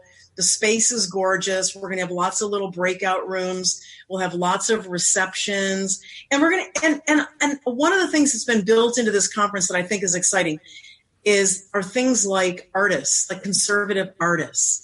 We weren't able to get like Ben Garrison, who I adore. I love him. Yeah. Yeah, I love Ben. I love him. I know, but maybe next year. Yeah. You know, we're already talking to him, and his schedule wouldn't allow this year. And there are a lot of, not just myself, but there are a lot of people in the movement that have tried to write books and articles, and they're going to be, selling, signing, giving away, whatever it is, their books. So it's really going to be very exciting. A lot of different stuff. Yeah, no, that's awesome. And then again, I mentioned earlier, there's going to be multiple get-togethers where, the cocktail hour or whatever it be. And Brandon Straka said that he's still the life of the party no matter what. Oh, yeah, for sure. 100%. I believe that. He pretty much is. I've been to a couple of events with him lately in D.C., and he's not lying. He pretty much is. Yeah. And then there'll be a brunch on Saturday and a get-together on Friday night, and then Thursday. Yep. There's just a lot of things going on. There'll be a lot of energy, a lot of like-minded individuals. If you've ever been to a Trump rally, it just feels like you're hanging out with your friends. You're home. I got that feeling for the first time ever at the Deplore Ball, where I'm looking around at 999 other people, and I'm like, wow, it's like family. Even though I had never met a single person in that place face to face, some of them through Your Voice America and all that kind of stuff, but none of them face to face. And I'm like, wow, it's like everybody is just getting along, and we're all on the same wavelength. And if you haven't ever been to something like that, you got to come to this American Priority Conference and really experience it for the first time, to see people that you've probably seen on YouTube and Facebook and all that kind of stuff, and realize these people are just like you. Yeah, like in St. Louis with Stefan Molyneux. It was just hanging out with one of your bros and just talking about politics any day. Interestingly about him, I when I went to go talk to him, I had a question that had nothing to do with politics. We ended up talking for like 20 minutes because it was just a topic that interests him, and it was awesome. For sure. And we were at the Eagle Forum together in St. Louis, the three of us, with a lot of other of our friends. And I realized he's a philosopher because you got to see a good portion of Hoaxed. And in the movie, it's not, I won't spoil it for folks, but there is a really beautiful ending to it. And Stefan has done something incredibly artistic with it. But sure. It showed me that he's a philosopher. And getting back to the deplorable, yeah, sure. I felt exactly the same way. I walked in there alone, but feeling like I knew the entire room, and I was going to. I mean, I had been communicating and watching and admiring people like Jack Posobiec and people like Mike Cernovich, who started a lot of this online, gathering and herding the movement and energizing all of us, and showing us we were together, that we did have a movement. And so in meeting them, I got there early that night because I wanted to hang with them and just, get to know them better personally. But that was my first time meeting them in person. And now, of course, we're all really good friends. Oh, yeah. We've gone to each other's weddings and, we know each other's families and all that. That was the first place I've ever been to in my life where it was a large gathering where you could go up to any single person or group of people, just walk straight up to them, and as soon as you introduce yourself, and sometimes before you get a chance to introduce yourself, they've all got a big smile and they can't wait to find out either who you are or to meet you if they already know who you are. And that you won't find that anywhere else in the world. And I saw it at the Deplorable. I saw it at all these other parties that were associated with the same people as the Deplorable, and of course even at the Shafley Eagle Council. Same thing. It was like over and over. And so we're going to see that, of course, at the American Priorities Conference. And you guys are going to be so glad you came. 100%. Oh, yeah. I hope folks will go to the website, go to AmericanPriority.com, get your tickets for the conference, go to Eventbrite and look up Hoaxed movie and get your tickets for that. Because the Hoaxed movie screening with the after party is what's kicking off the conference. So we're going to start out with a really exciting night. Wow. It's just going to energize people. People are not going to want to go to bed. No. And you saw the movie Hoaxed with us in St. Louis, right? Yes. And so, folks, we've seen it. And I'm here to tell you, that's one movie you do not want to miss. Yeah. Absolutely. And not only that, but you can watch it with all your friends and the producers and the directors. And we had a Q&A session afterwards in St. Louis, which lasted awful late. We had to get, because Cernovich's Cali time, 3 hours behind. But anyways, I digress. You'll have a great time to hang out with the director and the producers and talk. Yes. And people will be able to talk to Mike and talk to all of us, but also, have questions answered about the film. The film is very balanced, and it explains how dangerous a media that lies to you is, how it costs lives and it causes wars. And it really shows a direct correlation. It's not really a right or left movie. Yeah, there's some surprises in there for people. Some surprises. Yes. Let's just say that. Yeah, really worth it. Absolutely. Really worth it. Real quick, I know we're talking about American Priorities Conference, but real quick, I got your book up, your new book, A Sea of New Media. Real quick, you want to talk about that real fast and plug it a little bit? Sure. Thank you. As I said, it was inspired by Andrew Breitbart's comment, and how it was more than the fact that he just said something that was important. It had, to me, it resonated, had far-reaching, consequences for what direction we're going to go in next. Remember the guy who, everybody knows this guy, nobody knows his name, but everybody, remember the guy who was just happened to be at the right place at the right time and photographed Hillary Clinton on 9/11/2016 getting dragged into her van. If he had not, he's a citizen. If he had not, taken his cell phone and taken that video, we never would have known she was that ill. Right. And it's important. It was important. One person. No, you're right. Yeah, it's important that we would have, that the people back in the day knew that FDR was crippled. I mean, that would have been, not that we needed to know, but if it came out that he was, and we're in the middle of this Cold War, we're in the middle of this war, and things, so World War II, World War II, and things aren't looking good, and now all of a sudden you've got a president that's actually in a wheelchair. Well, it turns out that good people do the right thing no matter what. It turns out in World War II, it was good to not let everybody know that he was crippled, and it was a good thing for the world to know that Hillary was very ill. Absolutely. So people always do the right thing. And it's more than just a public official being ill, as you know. It's being able to get the truth out there, because when 5,000 people are tweeting about it and they're on the scene of an event, you have a higher, nothing's 100%, but you have a higher probability that they're telling the truth rather than what is being fed to us from these corporate conglomerates, this Democrat media complex. So the book is about it is about that, and it also chronicles some of the major people in the movement. And there are many more than I was able to get in. I really should do a second edition. But it talks about people like Laura Loomer, who many people don't know started as an operative with Project Veritas. Yeah. Right. Okay? We knew that because back when nobody was listening to one of his, I think it was the voter fraud video that he came out with 2 years ago, he put it out there and nobody was talking about it. And at the time I was on Your Voice America, and Bill Mitchell mentioned, gosh, I cannot believe this video is not catching more traction. I'm really shocked. So I reached out to Project Veritas, and the person that answered the phone was Laura Loomer. So that's how Laura Loomer and I started our professional relationship, because when she answered the phone, this is gonna be kind of a funny story. When she answered the phone, you could tell by the tone in her voice that she was like, is her name Jean or Janine? The woman in Ghostbusters who was sitting there waiting for days for a phone. That's how Laura Loomer was. Yes, I got the phone. She picks up on like a half a ring. Hello, yeah, hi. Yeah. Are you there? Oh, man, she was so happy I called. He still does that. If she doesn't pick up by the end of my first ring on my cell phone, I know she's either doing a TV interview, doing a radio interview, or she's in the shower, okay? Yeah. Because Laura doesn't answer on the second or third or fifth ring. But she was so happy.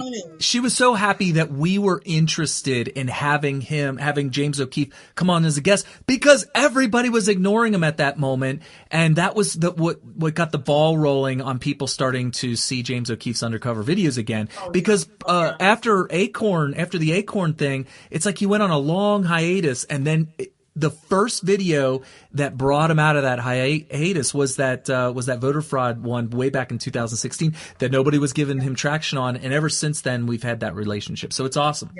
Yeah, I think he was probably setting up his infrastructure for Project Veritas, and he's at the level of Julian Assange, which for me is a truth teller. Oh yeah, absolutely. His stuff has never been refuted. They can call him whatever they want, but it's never been refuted. And James's stuff is real. Right. It's just fascinating. I think James O'Keefe is an American hero, and I think Laura Loomer is an American hero. Her devotion to our country, she just doesn't get enough credit for that. Right. Right. Because people on the right have criticized her for her tactics because it kind of feels like an Alinskyite type thing that sometimes she does. But, at the end of the day, we've got to have some people doing that on our behalf.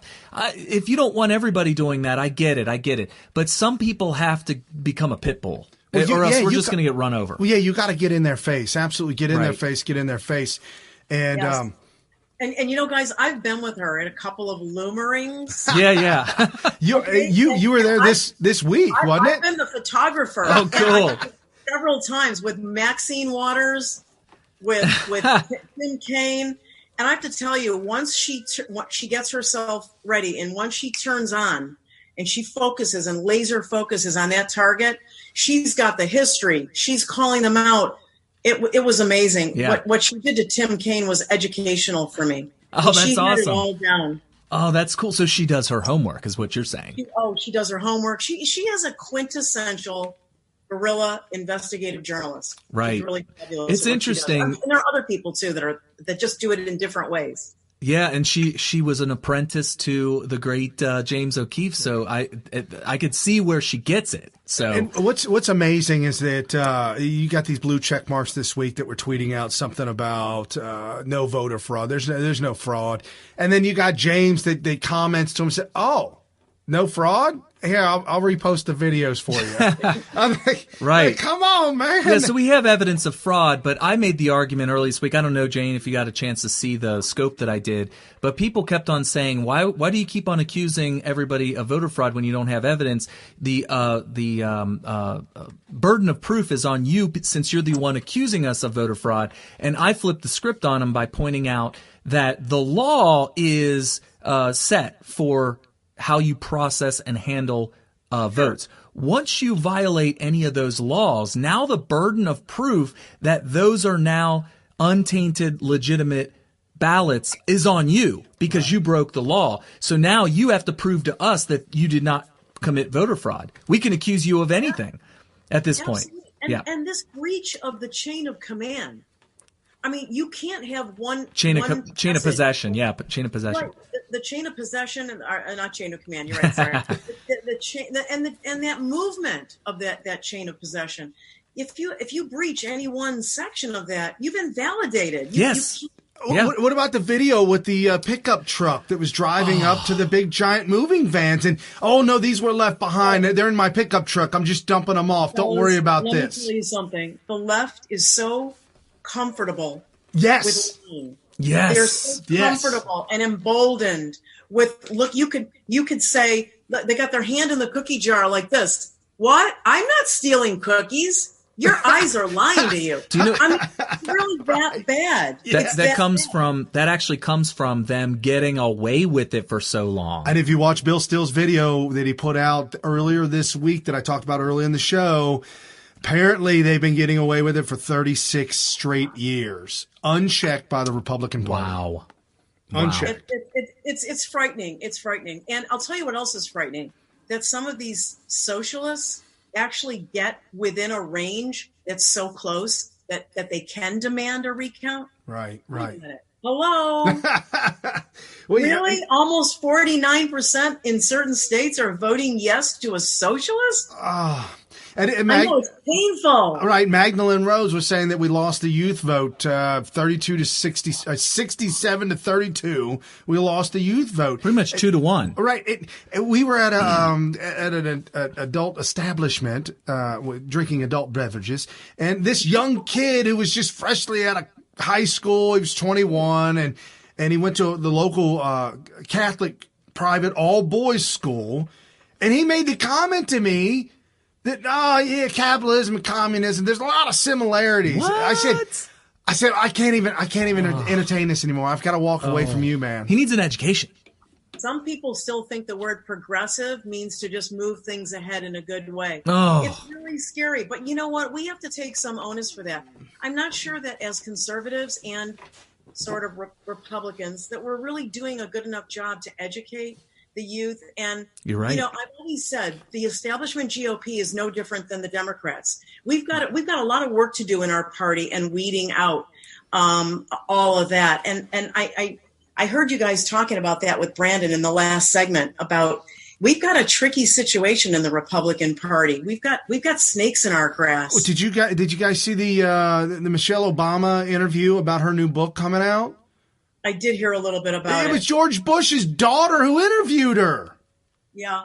Wow. Well, the Bushes are establishment. The Bushes. Right. There is no. I'll say it. This is my mantra. There is no difference between the establishment GOP and the left. Right. And until we sort those out, and I think we did get rid of some of them. We did. We got rid of Barbara Comstock in Virginia, who was a registered Republican / maybe conservative who promised to vote to impeach the president along with the Dems if she got elected. And we I shouldn't say we because she was defeated by a Democrat. That's right. I don't know which is sicker. Well, and one thing I've said when we had the House and we had the Senate, which we still have the Senate, but now I think we really have Senate. But back then, I told everybody, don't fall for this false sense of a majority.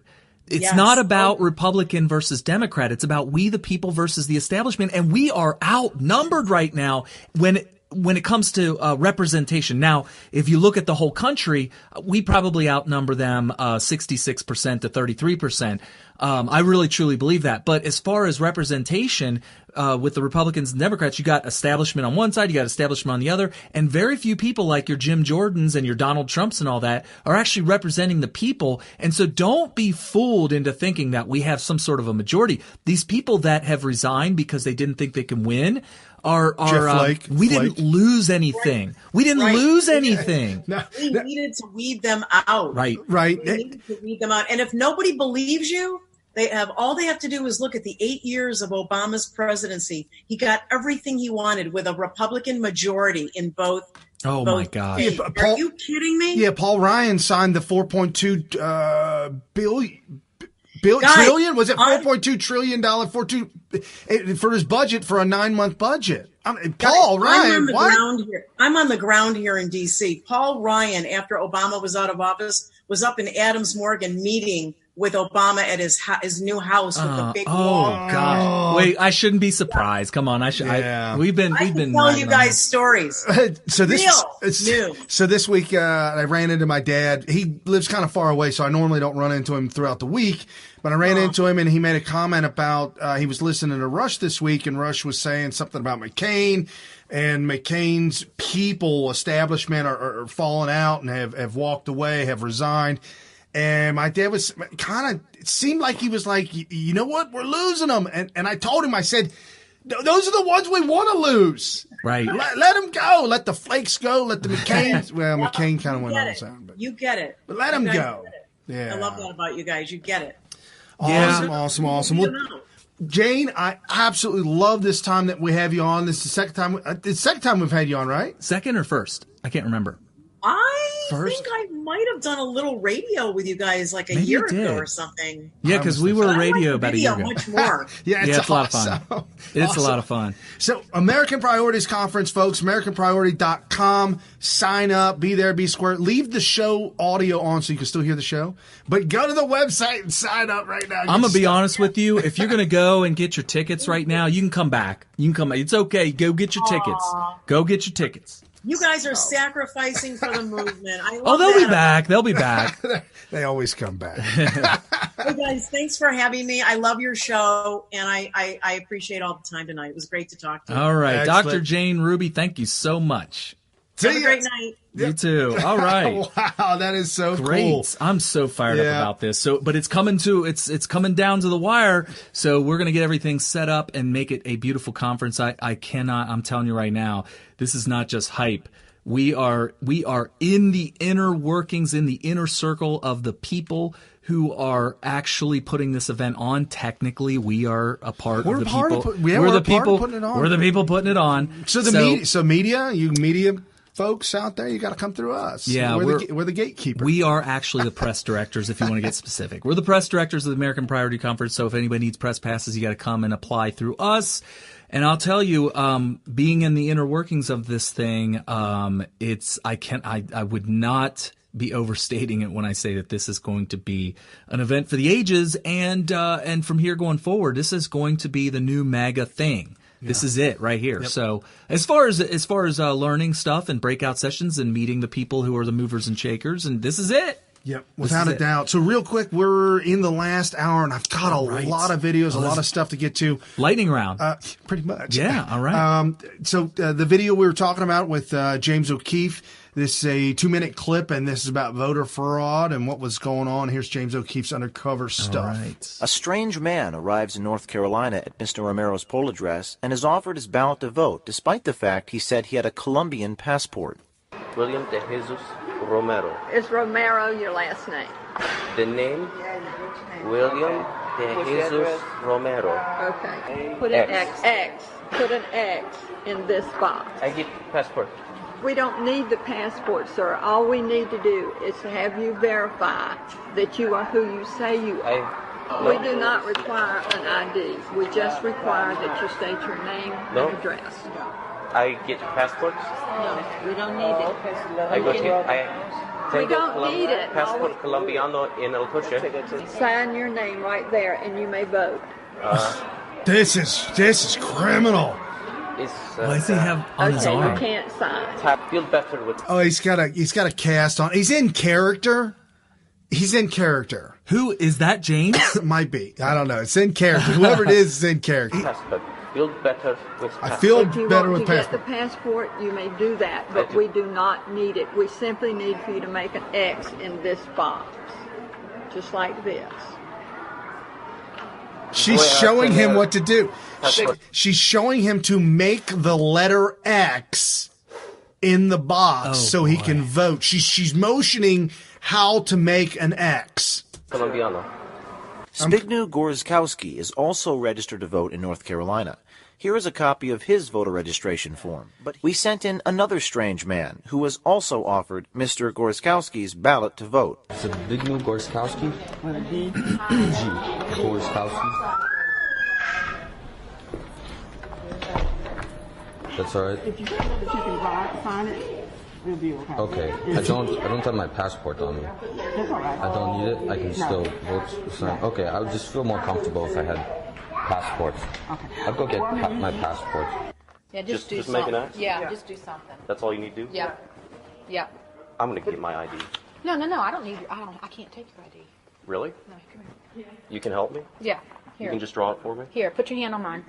Oh my God! I'm not comfortable with that. I'm going to Okay. get my ID, bring that in here, we'll do that. Okay, that's fine. Thank you very much. Oh, wow. Wow. She said, put your hand on mine so that way I can say, well, he guided my... That's like a Ouija board and pushing it to the letters yourself and then going back later and saying, no, Brian was doing that. Come on. Because his hands were on it too, even though I was the one shoving it to all the letters. I don't know if you guys remember that game. That's a game of Satan right there. That's a dirty Ouija board. It could just be a piece of cardboard with letters on it. It could be. Well, yeah, and that lady could not be helping him sign his name. Oh, so she's evil. What she's doing is more evil than the Ouija board. Right. So everybody pushing for counting the votes, counting the ballots down there in Broward County in Florida, being a debacle, missing the time frame, all kinds of nuts. Oh. This dude put out this video. All the people down in Florida for having trouble counting the votes. They're trying to do the best they can. Y'all are like just all over them. Count them. Well, maybe they're stressed out and can't count. You know that happens. This has got to be You know fake. when you get stressed and you can't do something? I mean, you know what I mean? When you're like, sometimes you have to pee and you can't because somebody's right there beside you and you think, oh, I need to start right now or they're going to think I'm weird just standing here at the urinal. And that's what's happening probably in Florida right now. They feel like somebody's standing there and they can't pee count or whatever it is they do. So leave them alone. Stop stressing them out and let them do their job. What's his name? You think that's That's fake. I couldn't help it, man. That's too good. What's his name? I don't know. Might be. I don't know. I don't know who it is. Yeah, listen to you. That was kind of funny. Oh, It's you're like talking about the guy from not Fox. 92.5. Yeah. Is that who it is? No, because it kind of looked and sounded a little bit like him. Whatever his name is, Donnie something. Donnie Baker. Was that wasn't Donnie Baker? No, it could have been. Could have been. Oh, Could have okay. been. All right, so what else we got going on? We got the whole thing in Georgia. Oh, Georgia. Yeah, make that quick because we got stuff that's even bigger than that. All right, go ahead with the Georgia. Oh, here's Abrams in Georgia. Joining me now for her first national interview since ending the race is Stacey Abrams, the former minority leader of the Georgia State House. Leader Abrams, thanks so much for joining us. You said that, quote, democracy failed in Georgia. Obviously, you're referring to some of the messy process of democracy, as you called it, incompetence and mismanagement. But do you think that there was deliberate interference in the election? Yes. Oh. And I believe it began 8 years ago with the systematic disenfranchisement of more than 1 million voters. It continued with the underfunding and disinvestment in polling places, in training, and in the management of the county delivery of services. And I think it had its pinnacle in this race. But a few months before, in May of 2018, a Republican primary had to be called for a do-over because a number of voters did not receive accurate ballots. We know that there has been a dramatic discrepancy in the way absentee. So she's trying to say, well, they have the Republicans too. What is an accurate ballot? That would be you got the wrong ballot. Like, for instance, I'll give you an example. When I was handing out the Republican voter guides, when I was doing it at my polling place, it had the list of candidates on my ballot. Right. Well, when they moved me up to Coleraine, I said, oh, no, I got the red slips. And they said, no, you need a whole nother stack. Oh, yeah, you needed different pinks. Somebody came from Harrison, Ohio. And they had the wrong ones? With a pink to come vote in Cheviot. No. And I said, no. I said, you need this one. I told her, like, I just knew it. Yeah, because they're the very, very small local people are going to be different from these little different precincts. So you could get a Harrison voter ballot. You could get a Harrison ballot while you're living in Cheviot. And guess what? You got an inaccurate ballot. Oh, it's inaccurate. It's inaccurate. Maybe that's what she's talking about. The thing is every single thing that she said she has zero evidence of, period. Full stop. Right. She's making it up because by saying that, she's basically leveling a serious allegation. She lost by 50,000 votes. Sherrod Brown said that this is voter fraud, that she should have won, although she lost by 50,000. Brown? Yeah. He weighed in on the Georgia race? Yes. Oh, my gosh. Hillary Clinton weighed in on it, too, and she said if she doesn't win, that this is fraud. It's fraud. Well, now that fraud's in the air, everybody's screaming fraud. Well, the thing is it's just like, I've been coaching wrestling for a long time. And, when you have a little 9-year-old who wins a lot, used to winning, expecting to win. That's the key. When you're expecting to win and you really think you're going to win, and you may even be winning during the match, but you end up losing. And the ref tries to raise the other guy's hand. You end up throwing a fit, a temper tantrum. You don't accept the loss in any way, shape, or form. And then you start making excuses and saying that I would have won if X, Y, or Z didn't rip me off, or if somebody didn't cheat, or if somebody didn't do me wrong. And this is the kind of immature, just a lack of sportsmanship. And by the way, I think victimhood. I'm a victim. And I think sportsmanship is an okay word to use for any kind of competition. And an election is a competition between the two candidates. And this is just poor sportsmanship. No, I agree 100%. So you want to get into the new attorney general in the House, and Russia may go away? Yeah, I don't understand what the deal is here. Basically, what they're hoping is that Donald Trump, being he's a non-politician. He was never a politician before he became president. And so they're hoping that the learning curve doesn't catch up with him. And there's people who know better. They know better, who are making up the rules and telling Trump what he can and cannot do, what he is and is not allowed to do per law. And they're actually 100% wrong. Even Judge Napolitano was wrong. Yeah, Judge Knapp. I've fallen out with Judge Knapp. I have not gone back since. Here's why we like Sorry. Judge Napolitano. I did. Well, why we did like him. Because he truly is a libertarian, and he truly knows how to articulate the libertarian point of view, a very conservative libertarian. And so he's right on point with that. But you can't be wrong on law. No. If you have an attorney general that resigns and there is a large gap between the time that you don't have an attorney general and the time that the Senate gets back to be able to vote on an approval for your attorney general, you can appoint somebody in the interim. Right, for a total of 7 months maximum. And if the Senate is reviewing a nominee in that time frame, after 7 months, if they're still interviewing him and the 7 months is expired, the president can renew it as long as that the Senate is. And that came up in 1998 under Clinton. Oh, Clinton. Okay. Under Clinton, because if one party has the Senate and the other party has the presidency, they could stall you out for years and I'm going to tell you right now, and never get your job. You can never get your job done. And I'm going to tell you right now, we have no government if the president of the United States or any other high office holder is not allowed the appointments that he needs. If they are not allowing him. And let's use Attorney General as a perfect example.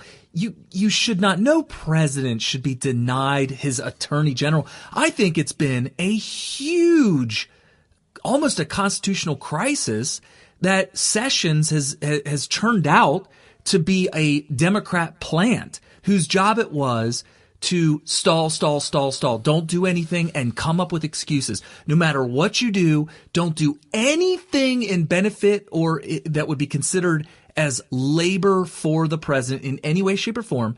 Use every excuse you can. You got to recuse yourself. You got to work on projects that have nothing to do with the president's agenda. Don't hand over documents to your own party. Yeah, they had to do contempt of Congress. They subpoenaed all kinds of stuff, and Sessions was just like, what? Subpoenaed what? Certified letter. I got to sign this? What? Who's got the stamp? I don't got the stamp. I don't know. Who's signing this? I don't know. And I've never done this before. So he's been an obstructionist plant by the Democrat Party. And so we had no attorney general. By the president of the United States, we the people's duly elected president didn't even get an attorney general for 2 years. Now that he's gone, they want to try to deny him an attorney general for another couple months. Forget that. Maybe even another year. I don't know how long. 7 months, 6 months, whatever. Yeah, who knows? And the point is that there actually is a law that allows him to put somebody in there. So he's not breaking any laws. He's not breaking the Constitution. They're crazy. So anyway. No, you're absolutely right. And Donald Trump tweeted out, so funny to see little Adam California, talking about the fact that acting Attorney General Matt Whitaker was not approved by the Senate, but not to mentioning the facts that Bob Mueller, who is highly conflicted, was not approved by the Senate either. Oh, there you go. So Mueller not being approved by the Senate had nothing to do with the fact that Matt Whitaker not approved by the Senate. Yeah. What do you want, crazy. Adam? S-H-I-T-T? S-C-H-I-T-T. What did you say? S-C-H-I-T-T. What did you say before that? I forgot the C. Oh, yeah. So Trump tweeted out it did Schiff's name. Instead of 2 F's at the end, it's 2 T's. Yeah, so we can't actually say it, but... well, you could, but it ain't no good. Yeah. I saw that, and I copied. It was a... Well, my question is Rush Limbaugh on Monday going to actually say it? Yes!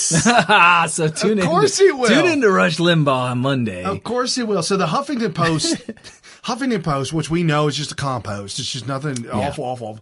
Huffington Post put out an article that said, Trump hammered on acting Attorney General Matt Whitaker by conservative group. America needs an Attorney General who doesn't play politics. Their ad says. I'm like, what? That's their opinion. It's a conservative group?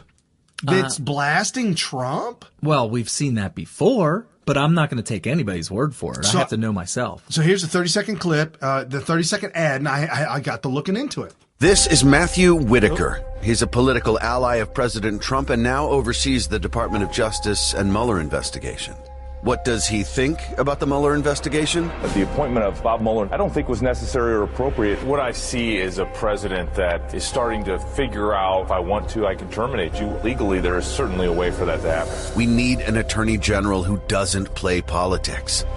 Call your senator and tell them Whitaker must recuse himself from the Mueller investigation. Now, what did he say? What did Whitaker say that was political?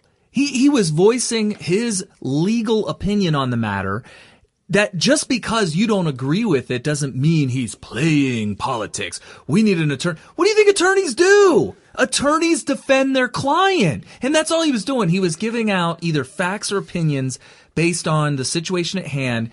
And First Amendment allows you to do that. And there's no law that says that why should he recuse himself as the attorney general? Now, if he was a judge in the case, that may be. Or if he was Rod Rosenstein, who signed off on the final FISA warrant to spy on Donald Trump's campaign. Yeah, illegally, by the way. Illegally. Yeah, illegally. Or Bob Mueller, who worked for Obama for 8 years. I mean, I'm just saying, and all the Democrat lawyers, and you're up in the tens of millions of dollars that the investigation is called. What? Yeah, somebody said it won't matter because Mueller's 5 steps ahead of this administration. Really? So 2 years and nothing to bring down Donald Trump whatsoever. Yeah, he's 5. Nothing whatsoever. Kerry, and every single indictment. Oh, what about the dozens of indictments on things like lying to the FBI, which we're now finding out is just completely made up. They're basically saying, hey, let's get 2 testimonies from 2 different people, and if there's anything that overlaps that doesn't match, we're going to pick which one is wrong. Yeah, and instead of saying that this is an inaccurate statement, what you thought was true is not, we're going to go ahead and say that you knew that wasn't true, right. Which makes you a liar, and guess what? That's against the law, so we're going to go ahead and indict you. That's what's going on. That is an abortion of justice. That is so un-American. Do you want to live in a land where we have this rogue department acting as a 4th branch of government because the Democrats insist on their independence from the branch that they're supposed to be serving under in order to go after these witch hunts of people with absolutely no evidence against them whatsoever, just accusations and opinions of the leaders of these rogue departments. We're living in a banana republic at this point. Yeah. And that's what you guys are advocating for because it does what I want to happen, which is to overturn this election that really made me sad. It made me teary-eyed because this horrendous criminal that ran as the candidate for my party didn't beat the other guy. And that makes me sad. You know what? You're a sore loser. Go away. So this Republican outlet, it's called ruleoflawrepublicans.com. Well, I started to look them up and get into it. It doesn't take much. They just opened an account on Twitter in March 2018. This thing is all set up. It looks on the surface right out of the gate. Some libtard set this thing up. It's fake news to try and fake us. Why else would Huffington Post be reporting on this? Really? And nobody else is reporting on this. Is Huffington Post? Come on, man. This is a battle of news. We're in a battle of news right now, folks. Right. Real news versus fake news. It's a propaganda war. We saw this during the Cold War.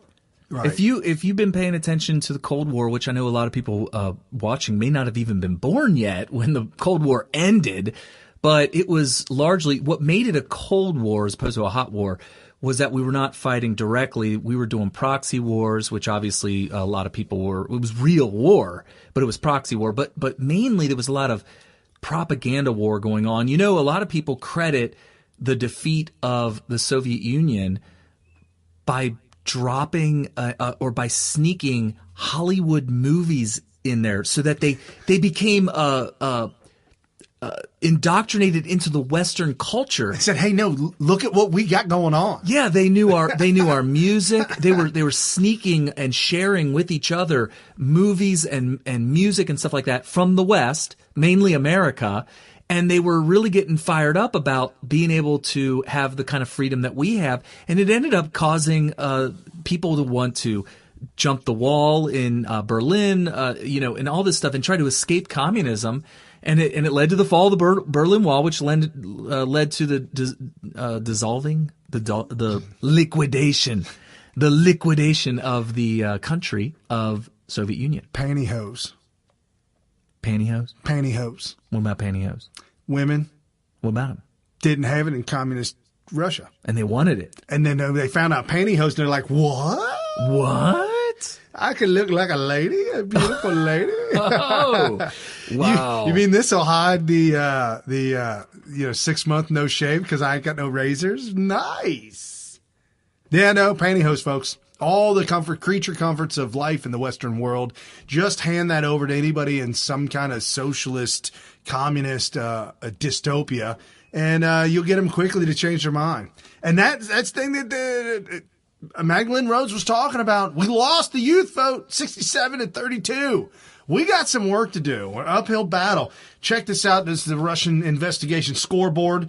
Bill Clinton investigated for Whitewater.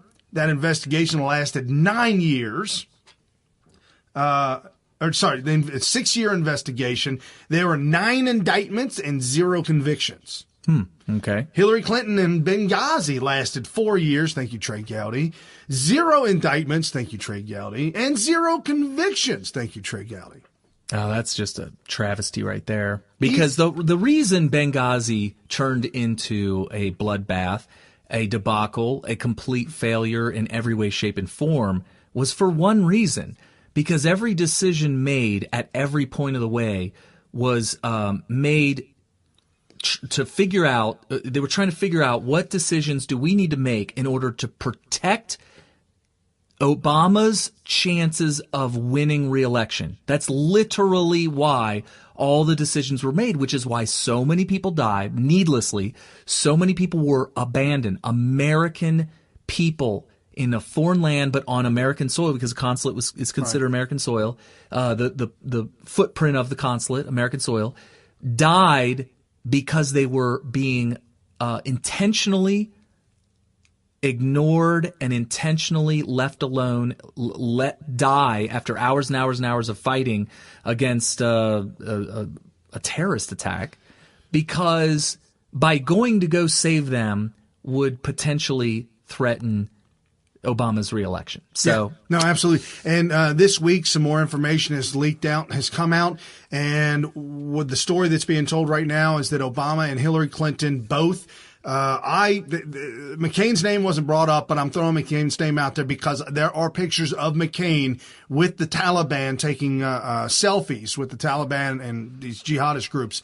But the Obama administration was selling the rocket RPGs, the shoulder-fired RPGs. They were selling them to the Taliban in Libya.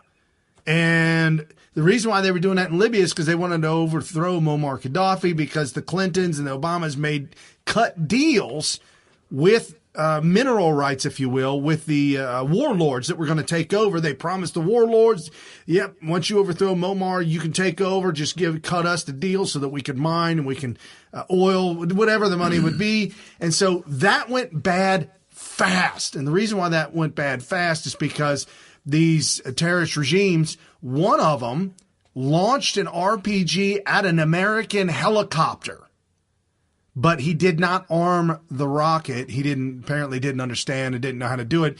And the aircraft landed, the helicopter landed safely. The rocket was recovered. The serial numbers on the rocket led all the way back to the State Department to where it came from. So Obama sent Christopher Stevens in as ambassador. Christopher Stevens sent him into and had to stay there, was not allowed to leave, and had to stay there to where they were going to retrieve those RPGs back. They're going to retrieve the rockets back from these terrorists. And that's why you had the uprising. They weren't giving that stuff back.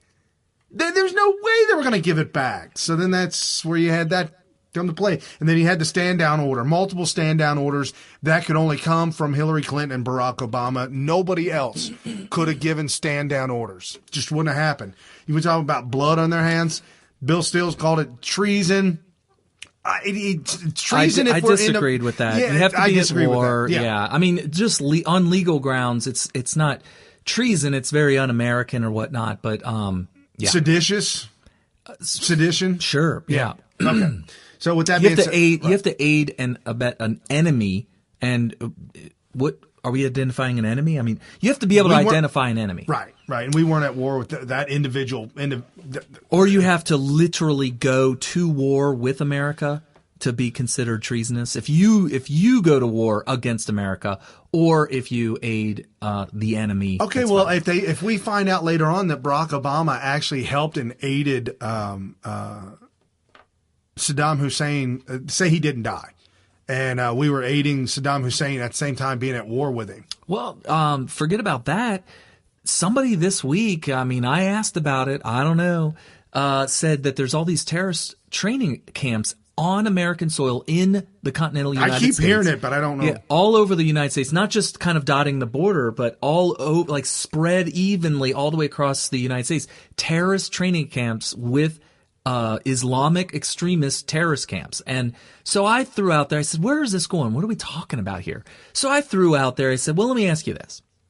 Do you think deep state actors, our government, the CIA or whatever, is trying to build a what do they call that? A clandestine type of army to go against us? And we're about to get into Swalwell talking about trying to nuke us and take our weapons. So it kind of ties in together.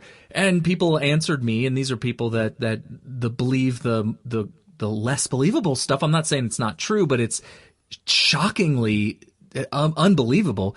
But you could say that those people be treasonous because by aiding foreign enemies of America and training them to help them launch a war against America, I don't think you can get any more treasonous than that. So anyway. So real quick before we get into Swalwell, again, Hillary Clinton, Benghazi, 4 years under investigation, 0 indictments, 0 convictions. Email scandal for Hillary Clinton, 2 years long, 0 indictments, 0 convictions. Yeah, somebody on the comment section pointed out, yeah, you guys are just upset because you guys called Hillary Clinton a criminal and then nothing ever got it and she ain't been indicted with nothing. And I'm like, wait, we know the laws that she broke. And nobody's even denying it. No, James Comey broke the law doing what he did. Nobody's even denying. Nobody's denying these things.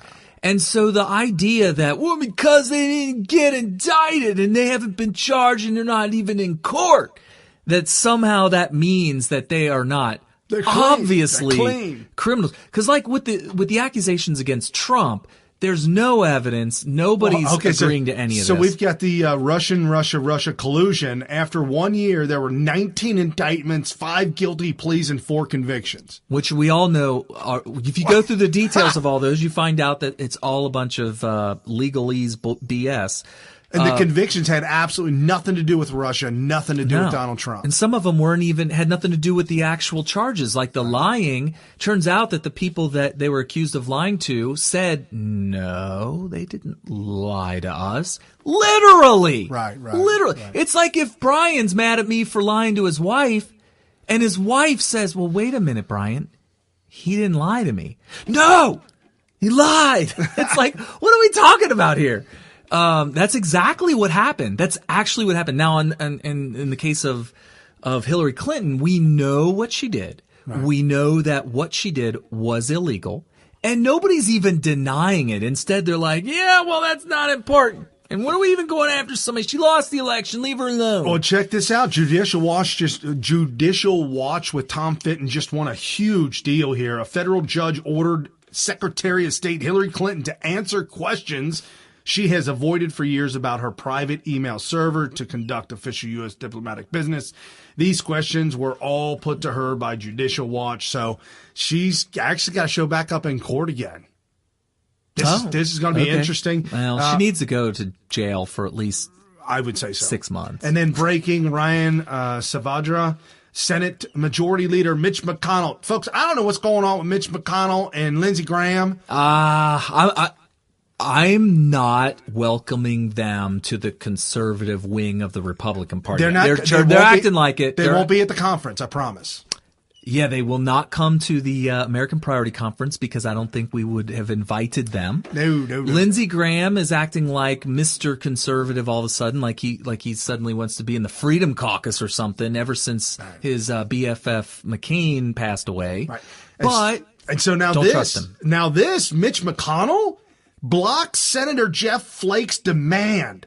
I don't know if you saw this last week. Jeff Flake got up there and started demanding, Donald Trump, you must pass this bill to protect Mueller. If you guys don't pass this to protect Mueller, I will vote no on every judge that you nominate. So we have a majority in the Senate. Don't even need him anymore. Yeah, we don't need him. But Mitch McConnell blocks Jeff Flake's demand that the bill be passed protecting Special Mueller from being fired. Flake says he won't advance any more judicial nominees unless he gets his way on the bill. So Mitch McConnell shoots it down and doesn't even get a vote. Doesn't even go. So fast forward, Donald Trump tweets out, care how many lives are ruined. These are angry people, including the highly conflicted Bob Mueller, who worked for Obama 8 years.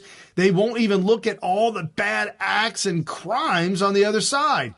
Total witch hunt like no other in American history. And then that's when Adam Schiff tweeted out, last night, Senate Republicans blocked a bill to protect Mueller. This morning, Trump showed again why we need it. We will do everything in our power to protect the Mueller investigation, the independence of the Justice Department, and the rule of law. Doesn't that sound rule of law? These Democrats talking about rule of law now? And now we got a website, ruleoflawrepublicans.com. Come on, man. I ain't playing. None of us are playing that game no more. This is over. It's over. It's done. Totally over. And I'm going to, it's a shame that it's taken this long.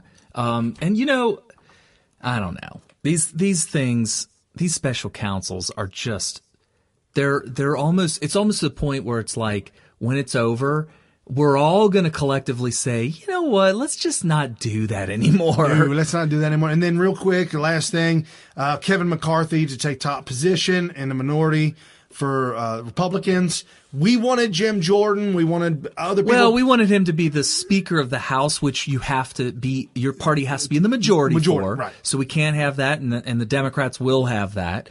And so they're going to have Kevin McCarthy be the minority leader, but that's actually a good thing. And there's something that Brian will probably be like, that's right, I heard that. Everybody's upset because everybody was talking about how awesomely conservative Jim Jordan is. He's just great. He's such a constitutionalist. He's a Freedom Caucus leader. Well, first and foremost, as Brian has in his show notes here, Judiciary Committee is where Jim Jordan's going to be going to. And Trump nodded to Kevin, say, yo, Kevin, why don't you put Jim Jordan in there? Okay. And that seems to be what's going to happen, right? Yeah. Also, I actually have some friends in a little circle of important people that have been discussing this Kevin McCarthy thing, and they're calling him a cuck-servative. And what? Right, and they're upset. They're upset about Jim Jordan not getting... Because what I was seeing... Well, I was going to tell you, see if you remember this. We've been flooded with commercials on our local AM radio station by a Tea Party group, I think it's a national Tea Party group, about Kevin McCarthy.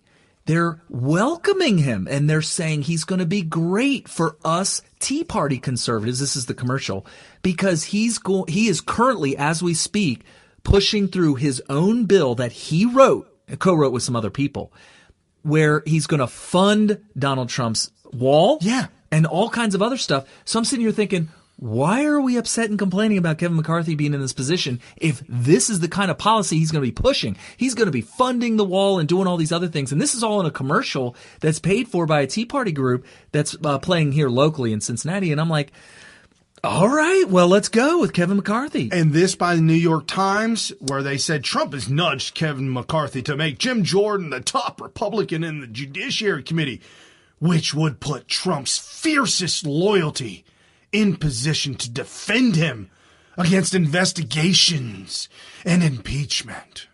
Well, that's good, because I think the investigations is a net drain on our country. I've actually used this analogy before, so I feel free to go ahead and do this, and I'll repeat it to you again. The movie First Night with Sean Connery. Oh, wow. So that movie was about King Arthur. Yeah. And the Knights of the Round Table and Sir Lancelot. Baby doesn't have back in this one. No back in this one. Guinevere, I think is her name. She doesn't, she might have back. Maybe. I don't know. But in that movie, I'm going to, spoiler alert, but you should watch it anyway because it's a great movie.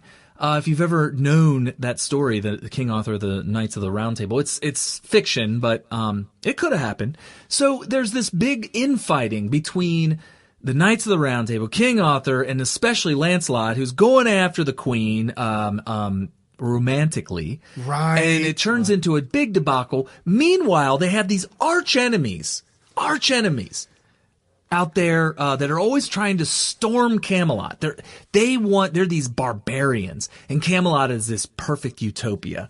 And these barbarians are the whole movie long, the whole story long. They're trying to figure out ways to get King Arthur and to kill him and to capture. In fact, I think at one point, the reason Sir Lancelot even was brought into the Round Table is because he rescued the Queen from the barbarians who kidnapped her. And so anyway, at the very end, when King Arthur's about to sentence Sir Lancelot for doing stuff with the wife, they have this big open court where they're going to try and convict him. And they invited everybody from the entire kingdom to come and watch this thing, to I guess to restore the honor of the crown. Well, guess what? The barbarians were like, all right, don't mind if I do. They all go in there and they sneak in their weapons and everything. And as soon as they say, all right, let's go, they take over the whole entire Camelot. So just unfortunate. So real quick, let's get back into this last bit of part. Democrat congressman has proposed outlawing military-style semi-automatic assault weapons and forcing existing owners to sell their weapons or face prosecution. A major departure from prior gun control proposals that typically exempt existing firearms. In a USA Today op-ed entitled "Ban Assault Weapons, Buy Them Back, Go After Registers," Representative Eric Swalwell, Democrat, California, argued Thursday that prior proposals to ban assault weapons would leave millions of assault weapons in our communities for decades to come. Swalwell proposes that the government should offer up to $1,000 for every weapon covered by a new ban. A new ban. Estimating that it would take $15 billion to buy back roughly 15 million weapons. Why are they even? This is the dumbest proposal. It's nothing new. We've heard this before. Obama did the buyback program for clunkers. Oh, yeah, Cash for Clunkers almost destroyed an entire economy, an entire section of an entire, not an economy, but an entire business sector. Yes, a whole. So the thing about socialism and communism and whatever you want to call it, it's all the same thing, is that whenever these people, these policymakers, these tyrants, these oppressors who are in charge that make all these crazy rules and laws, we all fall victim to the law of unintended consequences. Yep. And that's what happens. You do the Cash for Clunkers. You do $1,000 buyback program for guns. This is ridiculous. Nobody wants to give up their guns. Nobody wants to sell their guns to you. Even if they bought the gun for $800 and you're offering $1,000 for it, you know what he's going to do? He's going to take that $1,000 and just buy a new gun. Right. He's going to make $200 off the deal and go out and buy another gun. So Joe Biggs tweeted out, so basically Rep Swalwell wants a war. Because that's what you would get.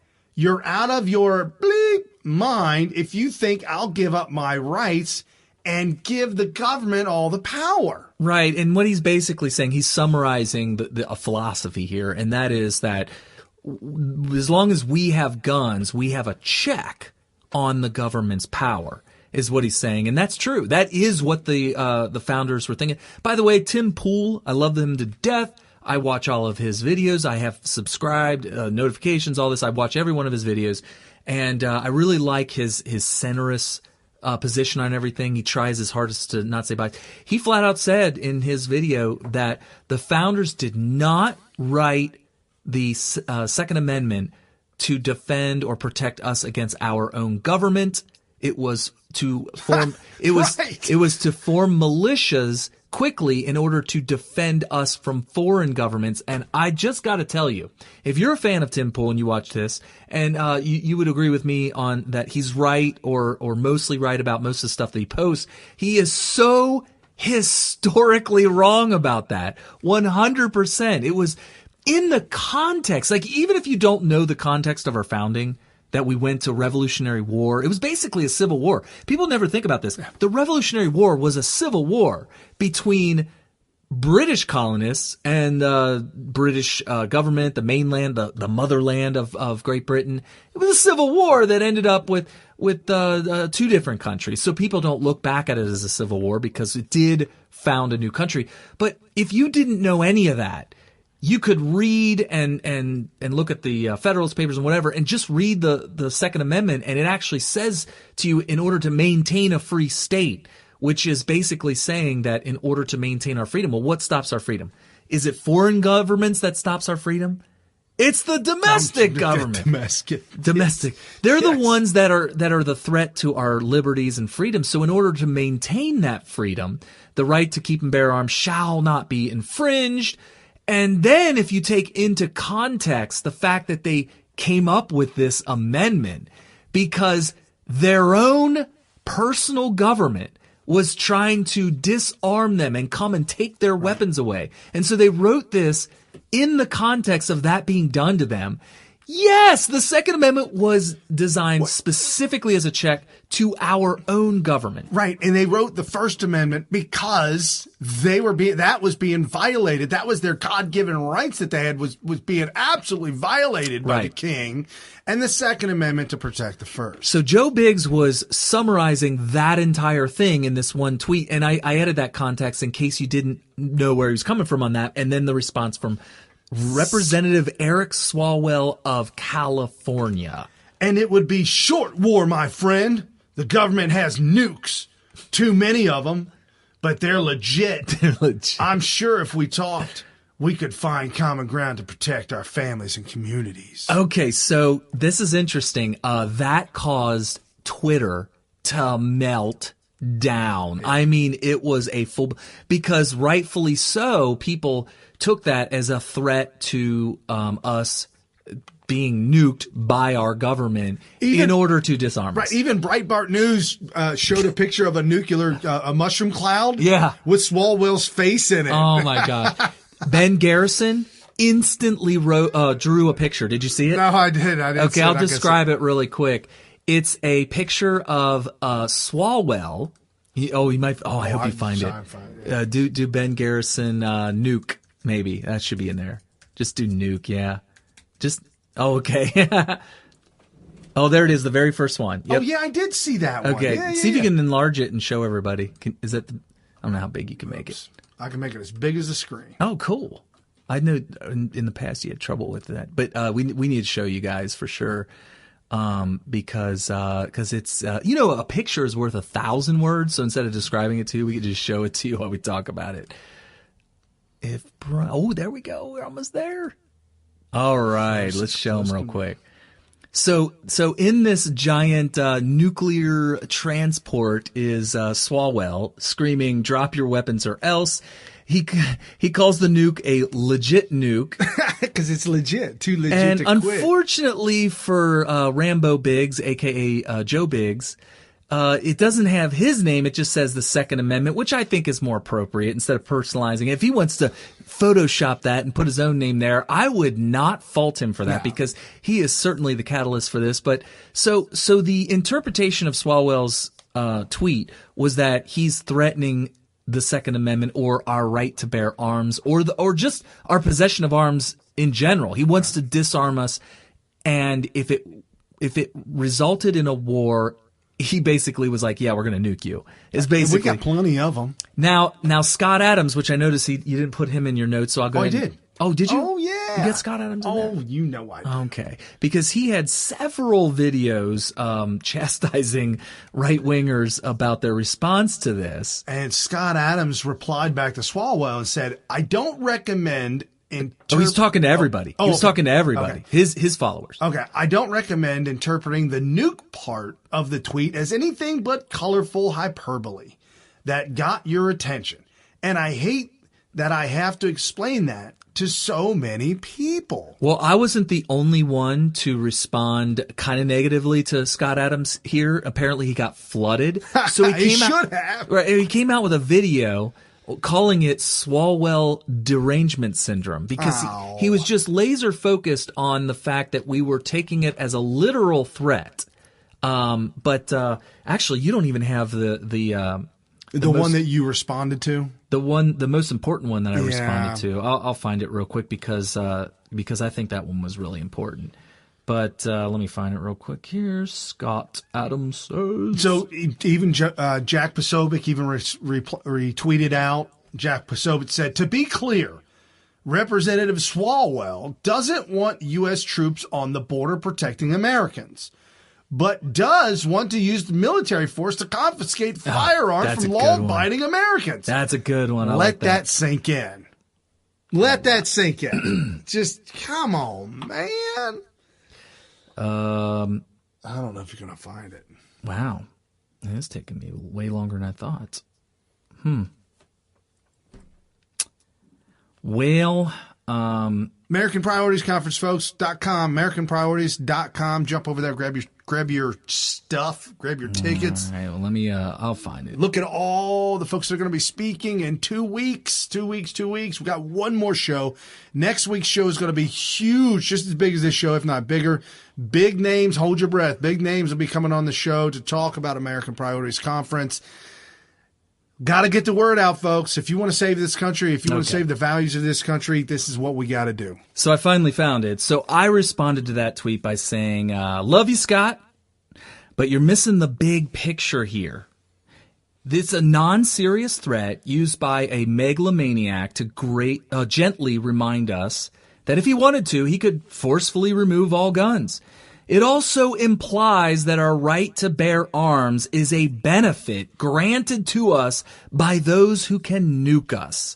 So I look at that was nice. That was perfect. Yeah, and I wanted to interpret it big picture philosophically because that's, you got to look at the context of why we have a Second Amendment, why we have a right to bear arms, who Representative Swalwell is. He is a lawmaker. He has the ability to team up with enough of his colleagues to completely abolish the Second Amendment. He's one of 200 and some odd that he would need to get together to do that. And of course, the bill would have to go to the Senate, and enough senators would have to agree with it. That'd be shot down right away. It wouldn't go through, but he's that close. He's way closer than us. He's way closer than anybody else who can come through and say. And for him to be joking about this, though. Yeah. Well, I see the joking part. I think is there's two ways you can look at it. Do I think he's actually going to advocate for nuking citizens? Of course not. Of course not. But I think it was a way for him to scare the people. Yes. So I'm gonna strong arm you. Watch. Right. And so later on, so after saying that, I thought, well, let me back up a little bit because I did listen to Scott Adams' scope after that, where he explained it further. And then I said, you know what? I think this might be the Goldilocks clause. And I learned a lot about sales techniques from Brian because I was totally blind to sales techniques before I met Brian because he actually did professional sales for a while. So he knows like these little tricks of the trade. But when you say before you met me, I mean, we know each other. No, before I met you, before we start hanging out. Right, before we start hanging out. Yeah, I can't believe I said that. Before I met you. Well, that was an error in thought process there, but yeah, like we knew each other since we were born. 1978 or 76? 75. 75. Yeah, I was born in 75. Is Steven 76? No, he's older than me. He's 75, but several months early. Oh, so anyway, Sherry's 76. So the Goldilocks clause. Now Brian and I could both explain the Goldilocks clause and maybe even use it in an example. So let's say you're buying a car, all right. And you have a certain budget and you want a certain car. You obviously want the most that you can afford, the best value, but mostly the most you can buy with what you have. And so the salesman doesn't know what you have or what you can afford, so you get into this negotiation. And the first thing he's going to offer you is the Cadillac. Yeah, the deluxe model. Yeah. The brand new deluxe.